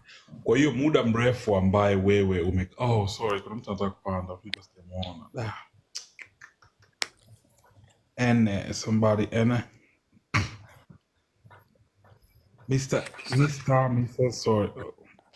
What happened? Nimekupandisha umejishusha. Oh no, kuna mtu alikuwa na request nimpandisha naona ameshuka mwenyewe. Right, sasa muda gani mrefu ambao umewahi kukaa naye? Yani ndio hivyo, yani inakuja like 1 week, 2 weeks hivyo. Okay. Ila I do like we do frequent video calls hivyo nini, like every day he calls. Okay. Lakini muda ambao the longest period of time ambayo umekaa naye ni wiki. 2 weeks. 2 weeks. That's the longest period. Okay. Right. Lakini bado kuna situationship. Yani hujui kama mko kwenye mahusiano au you know. I don't know, cause the thing we do clearly. Okay. Now, like this time round we did. It's so hard. It's so hard. Like tunakuelewa, yani tunakuelewa sana. Sio kesi ya kwanza kusikiliza. Hata mimi nishakuwa kwenye situation kama hiyo. Kwa hiyo nakuelewa, yani nakuelewa sana. Sometimes inatokea kwenye mahusiano mnajikuta hamjui either mnataka kuwa kwenye mahusiano au mpo kwenye mahusiano au kuna ile moment ambayo hamwezi kuwa pamoja pia hamwezi kuachana. Nishaikuwa kwenye mahusiano hayo na my ex akaja kuwa Ikafika sehemu ikabidi tukawa marafiki, yani tukawa marafiki very close friend, na tukawa tunashauriana vizuri sana, kwa sababu yeye anaijua side yangu na mimi najua madhaifu yake, kwa sababu tulikuwa hatuwezi kuachana, halafu tukikaa tulikuwa hatuwezi kukaa pamoja, yani it's just there was no moment of peace, you don't understand, yani it's just crazy. Kwa hiyo naelewa hiyo situation, sijui kama inaweza ikawa sio exactly kama situation yako, lakini nimekuelewa. Ila we decided to make things flow. Ila for the baby, yani we call ourselves a family. Right. Ila kwa me and him we decided to make it just flow. For the baby, na yeye huyo ni mtoto wake wa kwanza. Teamwork. Okay. Na yeye huyo ndo mtoto wake wa kwanza. Yeah. Okay. Yani for both of us. Baba. Both of us, yeye ndo precious one. Okay. Yeah, he does not have family wala nini, hamna. Na familia yake inakuwa involved pia, kutaka kujua labda baba yake. Nawajua. Okay. Like I talked to mpaka with his mom. That's nice. That's really nice. Kuna mpango wa kwenda kuishi naye au kuna mpango wa kuja kumuona? The baby must go there ile aone wa nani wake, bibi zake. Okay. And I cannot leave the baby go alone. Yeah, and that time he wants me to go and see the other side also. So. Right. Are you happy? Since it has no haina interaction au bugs yoyote au something like that, so it's just fine. So you're happy? Yeah, it's fine, yo. What do you mean are you happy? It's fine. Are you what? As long as you're happy, man, that's all I care about. Kama uko na furaha, situations zipo. Hata ndoa zina changamoto zake. Tukiwaona baba zetu na mama zetu wamekuwa pamoja, it's not an easy task. Kuishi na mtu, unaona hata watu wanaoshikana mikono pia wana ups and down, pia wanavumiliana mambo mengi. Kama tungekuwa tunasikia stories za watu ambao wako pamoja, ungeweza kusema bwana, hao wote wanahitaji lifetime achievement award. Understand? Kwa hiyo yeah, na understand, lakini mimi naombea as long as kama huyu mtu anakupenda na wewe mnapendana, kupishana hii nzee kwaro zinatokea, lakini kikubwa kabisa ujue kabisa kwamba unajua kuna ile unajua huyu mtu ananipenda na mimi nampenda, lakini kuna matatizo yetu, kwa sababu kila mtu tumeumbwa na kila mtu ana tabia zake. Kila mtu ana, especially kwa watu ambao wanatoka na watu wa mataifa tofauti, kidogo inakuwa changamoto, kwa sababu tuna custom tofauti, upbringing na vitu kama hivyo. Lakini as long as kukiwa kuna lugha ya mapenzi, unajua mimi naamini kabisa mapenzi yanakuwa haijalishi umetokea wapi. Mimi nishaikuwa na ex wangu mchina kabisa, na ilikuwa poa. Alimsema alipomaliza uni akarudi kwao, understand. Kwa hiyo kukiwa kuna lugha ya mapenzi waga, vitu vingine wanasema nature will take its course. So as long as you're happy, lakini japo hatujui kama uko single au upo kwenye mahusiano, pia tunaielewa. That's the confusing part. No, tuna understand. I believe you still, 25 umefika. Ndo maana ni distractor. Nije kumbe ulikuwa unasikiliza muda wote. Sijasikiliza yote, lakini ndio nimesikia tu hapa amesema hatujui, nikajua distractor tayari ka distract. Sisi bwana ni furaha na amani yako ya moyo na mtoto pia na baba watoto pia, mkiweza kuwa pamoja tukaalikwa harusi, uko tayari kuja. Yuko na baba kabisa. Unajua Ala nini? Asian Americans. Ayub. Yeah. It ends here. Nisikie kwengine. Mi bwana wasiwasi wangu nilikuwa najua, unajua ulezi peke yake, being mothers, najua sio rahisi pia, especially ukiwa na mama ambaye huna furaha au mama ambaye kuna watu wakishaachana kabla ya mtoto au hata baada ya mtoto kukaa kuna zile vutani kuvute waga. Sipendi kuona hiyo situation kwa sababu hiyo hustle tu ya kulea yenyewe. Unajua mtoto anahitaji 24 hours care. Umeona sasa, ukishaanza kuwa na mambo mengine ya mapenzi, lakini kama you're happy, unalea, uko katika uko sehemu ambayo you're comfortable, either sijui kama unaishi na wazazi au your own place. Yeah, right now because I'm alone, let's say maybe mpaka mtoto akifikisha one year and something, maybe ndo nitaanza, maybe I would think of living alone. Ila right now niko kwa parents brace. Okay, kwa hiyo hapo wanatusikia. Kwa hiyo hapo wanakuwa wanatusikia. Nisikia no. I have my own room. Right. Si tunafurahi uko safe, uko katika mikono salama, tunaamini hivyo. Na tunakutakia kila lenye heri, Mwenyezi Mungu akubariki wewe na mtoto na jamaa pia tunamuombea afanye maamuzi ya kiume, either muishi pamoja kama unampenda, lakini mwenyewe from your heart, na ni mtu ambaye unaamini kabisa nampenda. Ukiondoa kila binadamu na madhaifu yake, as I said earlier. Weka huyo mtoto kwa baba njoo. So yeah. Rudisha mtoto kwa baba njoo kwetu. Reggie, don't being a bad influence now. Anataka ruge majoka. Ready? Ndio unataka ruge majoka. Mbona chapu? Anataka akatorogonye eti. Anataka akatorogonye. Okay. So umekuwa faithful lakini toka mko wote. Ni distractor huyu. Mbona kimya distractor? Niache. Tunafungua darasa jingine, tunaanza new chapter. Distractor, have you been faithful with this guy? Tangu umekuwa pamoja. Umekuwa faithful na. Faithful. Like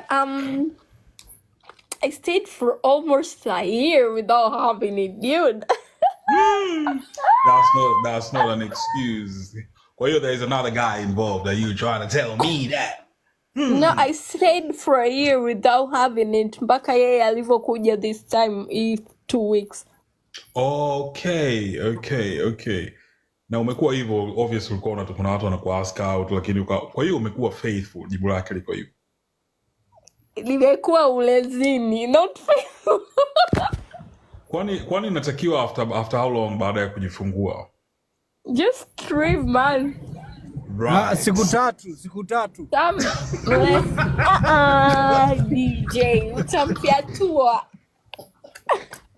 Because we did operation. Baada ya siku 3 unatorogonya mzigo. No, mimi I did operation. Sijui. C-section. Yeah. Kuna the whole time of recovery and all that. Right. Tumekuelewa sana, tumekusikiliza na At most 3 months. Bado imeinspire pia watu wengi. Kikubwa mimi napenda ni kwamba bado una furaha. Unaona? Kwa sababu unasikiliza. Yeah, I don't believe kwamba the baby daughter kacheza kula ujana. Nawaacha usingizi inanilemea. Esi tumefurahi sana. Thanks for coming. Thanks for joining us. Good night, dear. Ulale salama. Umuote yule ambaye wewe unampenda. Lakini amesema ana, kwa hiyo aendelee kuota atapata. Umuote yule ambaye unampenda. Na sijapata. Hajapata bado. Unaweza ndo kampata kwa ndoto. Kwa ndoto hapana, nataka real. Unataka akuje. Akiota ndoto atachafua mambo yote. Kwa hiyo ngoja tu abaki. Ina make Kwa sense pia. ndoto Sawa atakuwa bwana. kama ananyonga, yeye anataka real. Thanks for joining us, AC. You Good night, one ladies. of our Yeah. big family. Dear. You're really nice person. Na tuna appreciate your, you know. Siku mwema, Yeah. lala kichwa chini miguu juu. Usiku Aya, mwema. yoyote. Na uamke na habari njema. Poa Sawa, bwana. Good night. asante pia. Good Okay, night. thanks. Bye-bye. Right. Bara distractor. Distractor. Distractor. Unaishi wapi? Ai. Da. Of course that, like that, you know. Why I DJ muone kwanza. Distractor. Wewe distractor, shule ulikuwa unafanya kazi au ulikuwa unasoma? Oh, Kabla ya- yeah. I actually, I finished my form 6 nikafanya air hostess course. Right. Na ndo kazi ambayo ulikuwa unaipenda, ulikuwa unatamani kuwa air hostess. Yeah, air hostess then hop. Katiet. Bwana, watu wakaea Austin. Tuna understand mambo yanatokea. It happens. Mr. Hakuna Matata. I always Hakuna Matata is in the Please building. no worries for the rest of your day. Yeah. Okay. What's up? Waman. Bwana Sasa hivi why always me? Umetisha baba. Hiyo bwana, hata mimi nimeiona hiyo bwana, imenipa mara ya mwisho nimekuona ulikuwa ni iPhone 16. iPhone 16. Lakini hiyo inaonyesha kabisa kuna matata hiyo, kama ina downfall. Umeona, kwa nini usiwe kitu ambacho kina kuempower wewe mwenyewe? Yeah, sure. Jamaa, hiyo mimi nimeiona last time, nikataka nikwambie. Unajua mimi mtu mmoja unanifurahisha kitu kimoja, mtu mwenye matata, you are eager to learn. Unajua mtu ambaye is eager to learn, una understand? Yaani napendaga sana mtu ambaye anataka kujua vitu katika nje na anapenda kujifunza, yani you are self educated. Ni kitu kikubwa sana. Unajua mimi nimekuwa na vitu vingi nilikuwa nimejifunza mwenyewe, kwa sababu nilikuwa naona maswali nauliza watu, uaga mimi mwenyewe nakuwa najiuliza maswali me personally 10 times.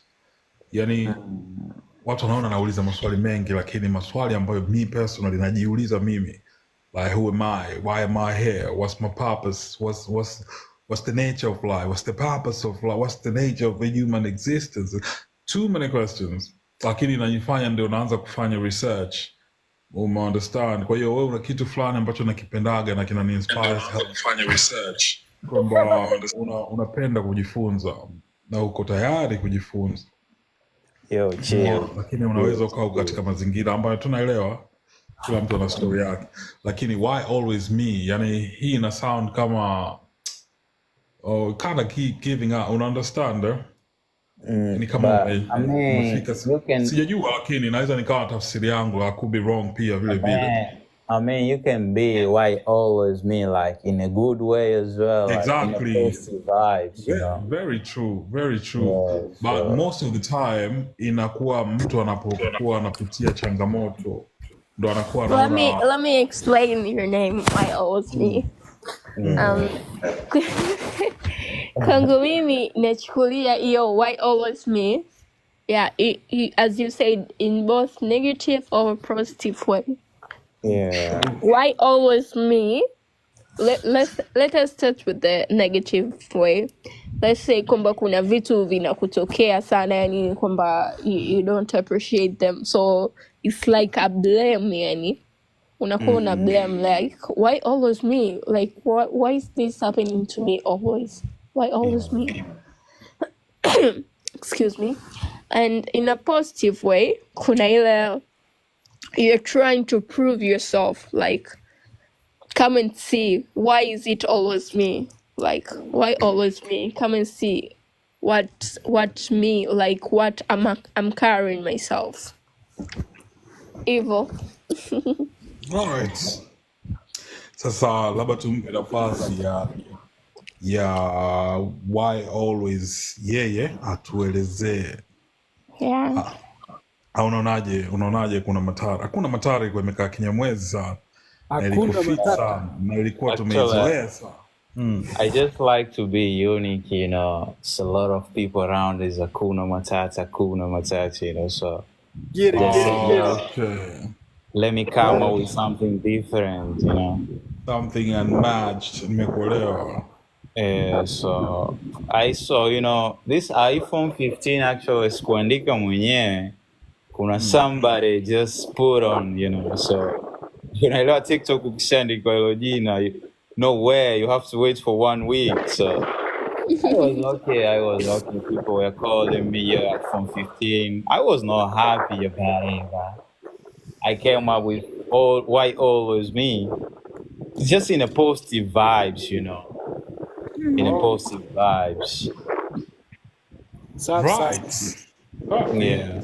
Maamuzi tu ambayo ameyafanya mtu mzima na sisi kama ndugu familia pia tuna nafasi ya kuuliza. Unajua sometimes kuuliza pia tuna Na wewe why are you observer?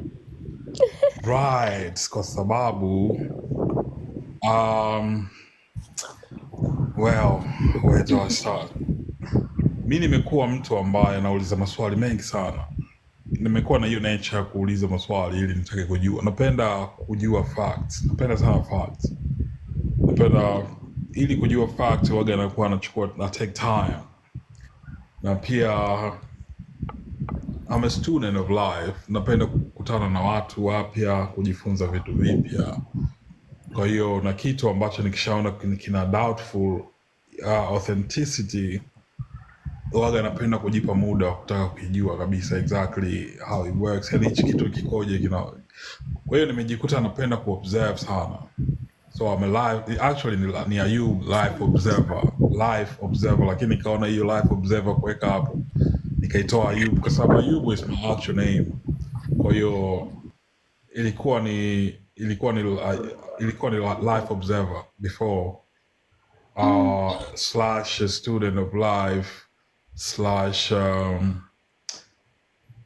/ unajua kujifunza not only academically, sio academic tu sense ya kwamba uko darasani. Unajua fundamentally being a student of life in general, unaishi na watu, unakutana na Masai, atakuelezea culture za Kimasai, na mimi napenda kujifunza Masai, nakutana na watu ambao watajielezea.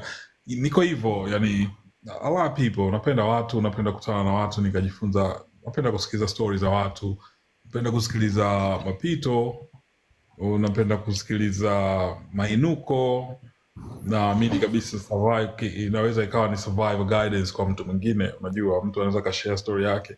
Kwa hiyo nimekuwa hivyo. So kaona kwa nini sio Ayub Observer. Kwa hiyo that's why I nicknamed myself Observer. So napenda kuobserve. Simuona the questions ambazo nimekuuliza hapa. Masai nadhani uko mute. The observer mwenyewe akawa na observe tu watu. Exactly. Wewe tunakuwa tunatoroka. I got a question for you, Ayub. Yeah, You say you're an observer. You like to learn a lot of things around the world about life, you know. That's right. Lakini nilivyo kusikiliza kuna vitu ambavyo is just like unnecessary, ambavyo naona unajifunza, ambavyo ni wa Africa wengi tunakuwa spend a lot of time to know those things. End of the day, inakuwa is not usable in our life. It's not applicable. Unajua kama let's say these white people, if somebody playing football, atadili na football, atafanya research to understand what is football. Kama ni daktari, atadili na vile vitu. Lakini ninavyoona unasema life observer, it's just like you learn something like unnecessary things is not usable for the future. That's very true. Unajua iko hivi,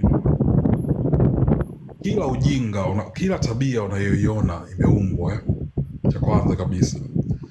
Yani kila tabia ambayo wewe unaiona imeumbwa. Hata huo ujinga wenyewe pia ni tabia, mpaka ili wewe uone ujinga kwamba wewe lazima uwe na maarifa ya kuona ule ujinga.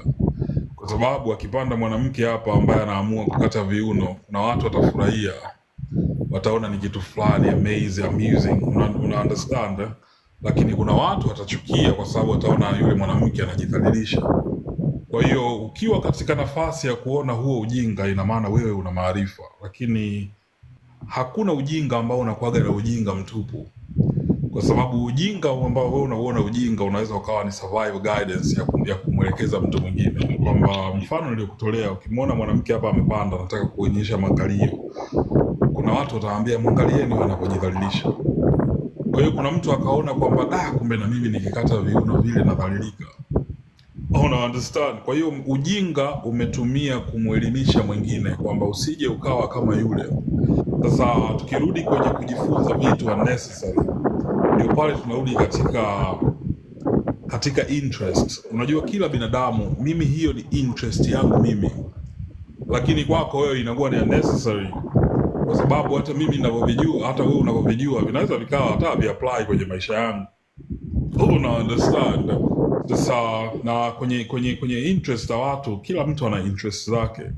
Sasa mimi being an observer, sisemi kwamba hiko ninavyovijua labda ndo nita make a living kwa kutumia hivyo. Hapana, mimi na profession yangu, na talent, I can rap, you understand, naweza kufanya spoken word, na uwezo mkubwa wa uandishi, unaweza nishafanya short documentary film na spoken word na vitu kama hivyo.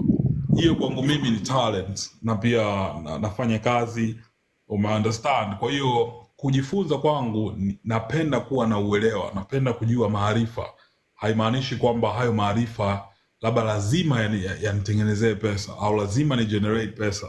It's something that takes my interest na na enjoy. Yani kufanya hivyo kwangu na enjoy. Ni sawa na mimi sio fan wa football, ni sawa na mtu ambaye ana enjoy, kwa sababu hata yule anaenda kuangalia football pale hana chochote anachokipata, lakini ndio kitu ambacho kina take interest. Yeye ana enjoy kuangalia tu watu wanapocheza mpira. Una understand? Au mtu ambaye ana addiction ya kuna mtu anakunywa pombe ana enjoy, lakini kuna mtu hata pombe akiiweka mdomoni haelewi. Kuna mtu anavuta sigara na imeandikwa kabisa pale usivute sigara, hatari kwa afya yako, lakini kuna mtu ana enjoy na ni kitu ambacho ni unnecessary na kinamuumiza kabisa na kiafya yake na anajua kabisa, lakini still bado inauzwa, bado inalipiwa tax you understand? So mimi kuwa observer is something that ina take interest yangu, kwa sababu nisingekuwa observer hata wewe nisingekusikiliza. Yani vitu ambavyo nakwambia wewe ni kwa sababu ya mimi being a live observer.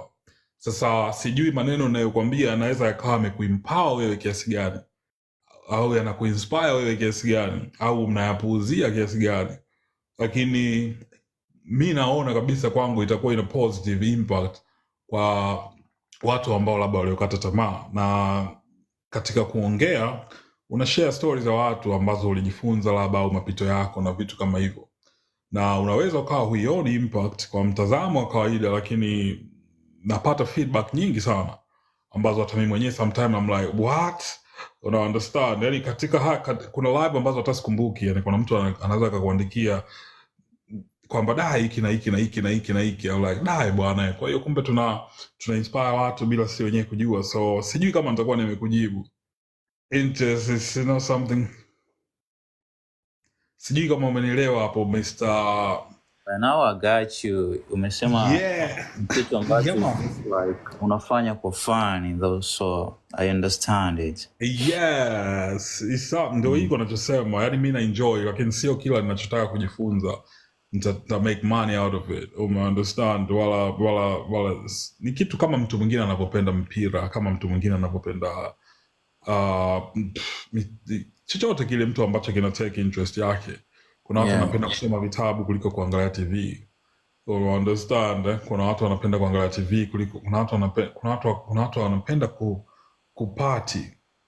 Kuna watu wanapenda kusoma, hivyo iko hivyo. So kila mtu ana vitu ambavyo vinamvutia. Kuna mtu anapenda kuvaa, yani ana enjoy ile kitendo anachokuvaa akionekana mtu ana shati. Kuna mtu anapenda ride, anapenda gari kali.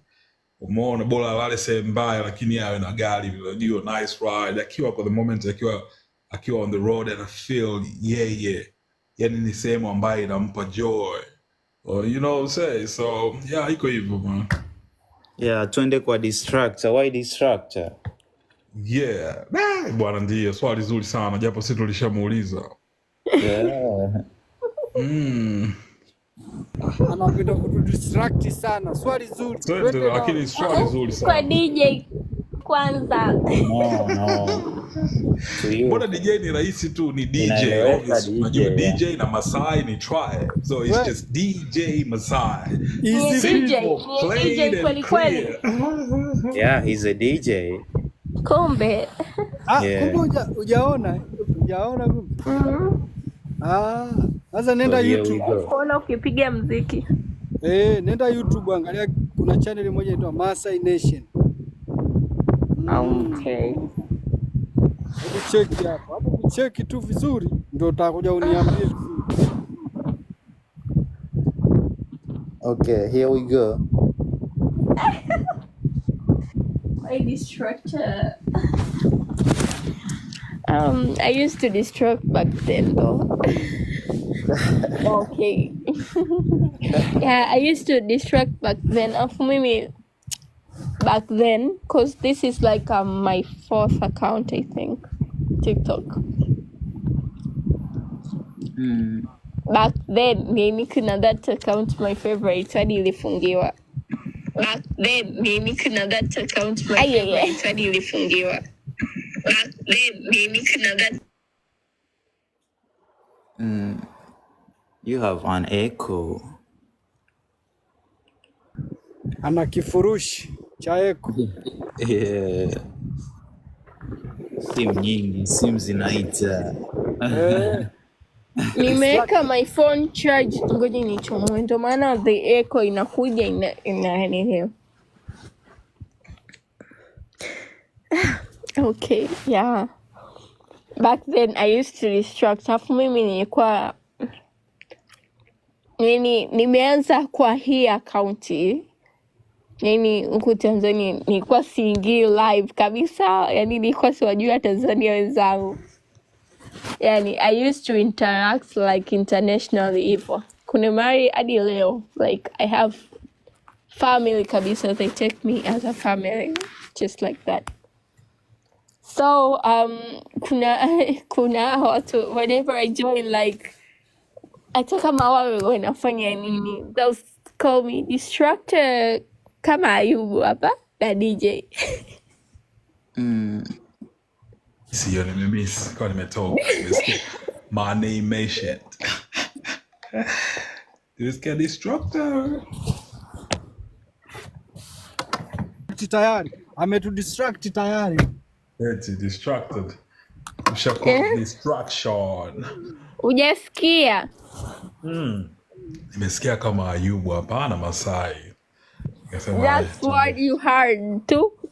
Vyote hivi mimi ninavyoongea hivi kwa kutumia nguvu, then wewe I'm so sorry, nilikuwa nimeongea sasa nikawa nasikia kiu. Kwa nikawa nimeenda jikoni. Nice, okay. Just watching you. Okay. Lakini I hope it's the good thing. Kilichoongelewa. Yeah, it is a good thing. Nisema back then the name of the history, yani ilikuwa kama wewe na DJ Masai hapa mlipokuwa mnafanya. Whenever I join, you see me anywhere, you just call distractor. That's it. Ndio jina ambalo umejitambulisha kwetu. Yeah, and uko.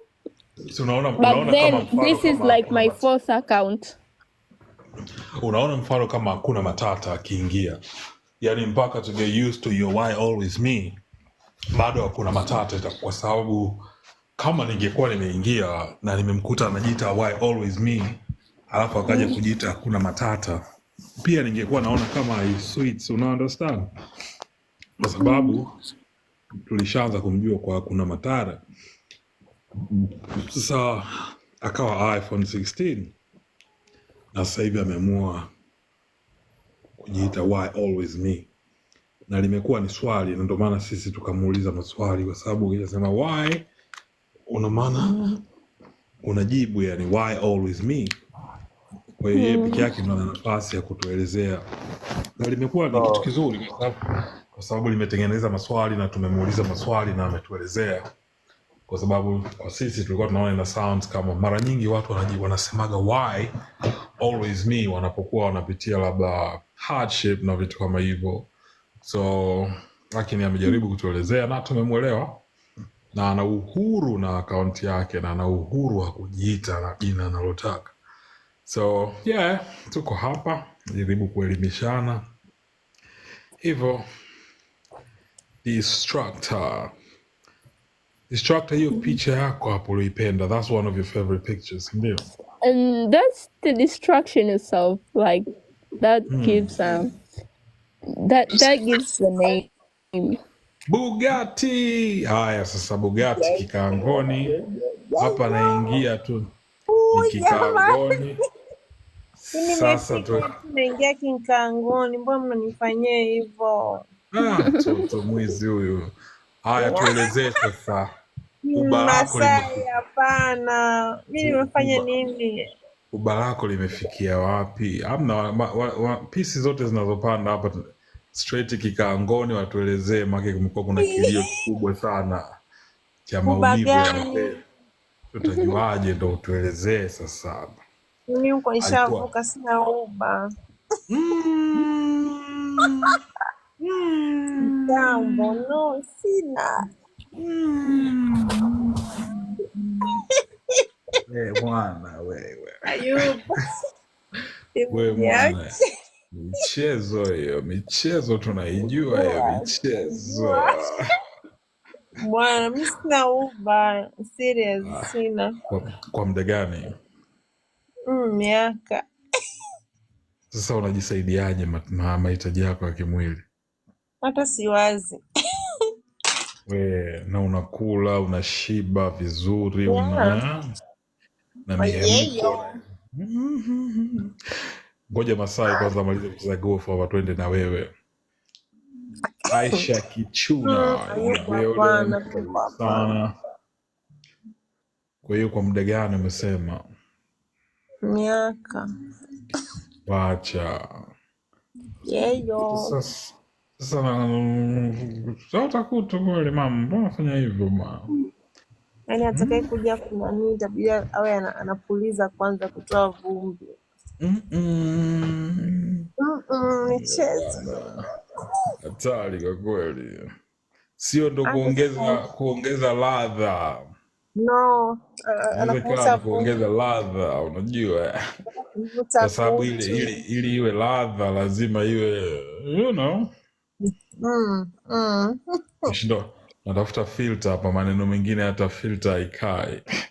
Niache. Ayubu. Lakini game mzima, lakini bwana nimefurahi kuona tena. Umepotea sana.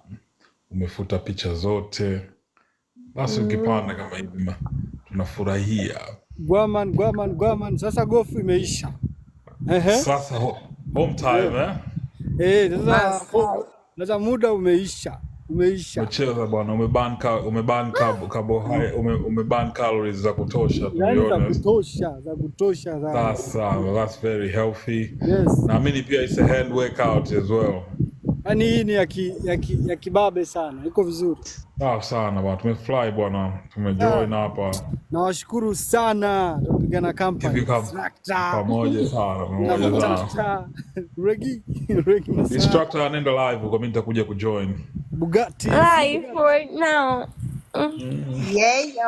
Naenda kutafuta wanapoongea mada za usiku. Michezo.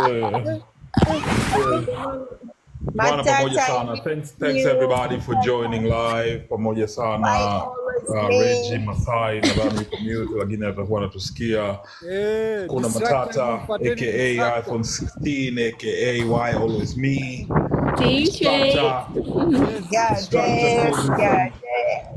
Instructor pamoja sana bwana, tumefurahi, umetupa story nzuri sana. Na tunakuombea wewe pamoja na kabinti I hope utakuwa. Thanks for being a good mother. Wow. Yeah. Keep being a good mother pia. Not only a good, but a loving one. Oh, bless you. Hapa kuna post nilikuwa nafikiria kupost, yani inakuwa yani I get out with her too much. Japokuwa sitaki kuweka face yake social media. Niwe natoka naye sana, then I post huku wengine mnatoka na boyfriends zenu, mimi na hang out na mtoto wangu. Sana. Ni blessings ambayo sio kila mwanamke ana experience. Kwa hiyo tunafurahi sana kwako na kwa umri wako, at least by the time una 40 na binti anakuwa unamuona, unajua ni kitu kizuri kuzaa mapema pia kama inakuwa planned. Na as long as baba pia ana play role yake as a father na wewe mwenyewe una furaha, tunakutakia kila lenye heri na malezi bora na enjoy the parenting, kwa sababu moments za kulea watoto waga zina before you realize mtoto amekuwa mkubwa anaanza maisha yake, so enjoy moment ya kulea pamoja sana bwana Masai. Shukran sana pamoja. Bye DJ. Bye DJ Reggie Masai. Shout out to everybody. Bless. Nidondoshe. Funga. Ngoja nifunge.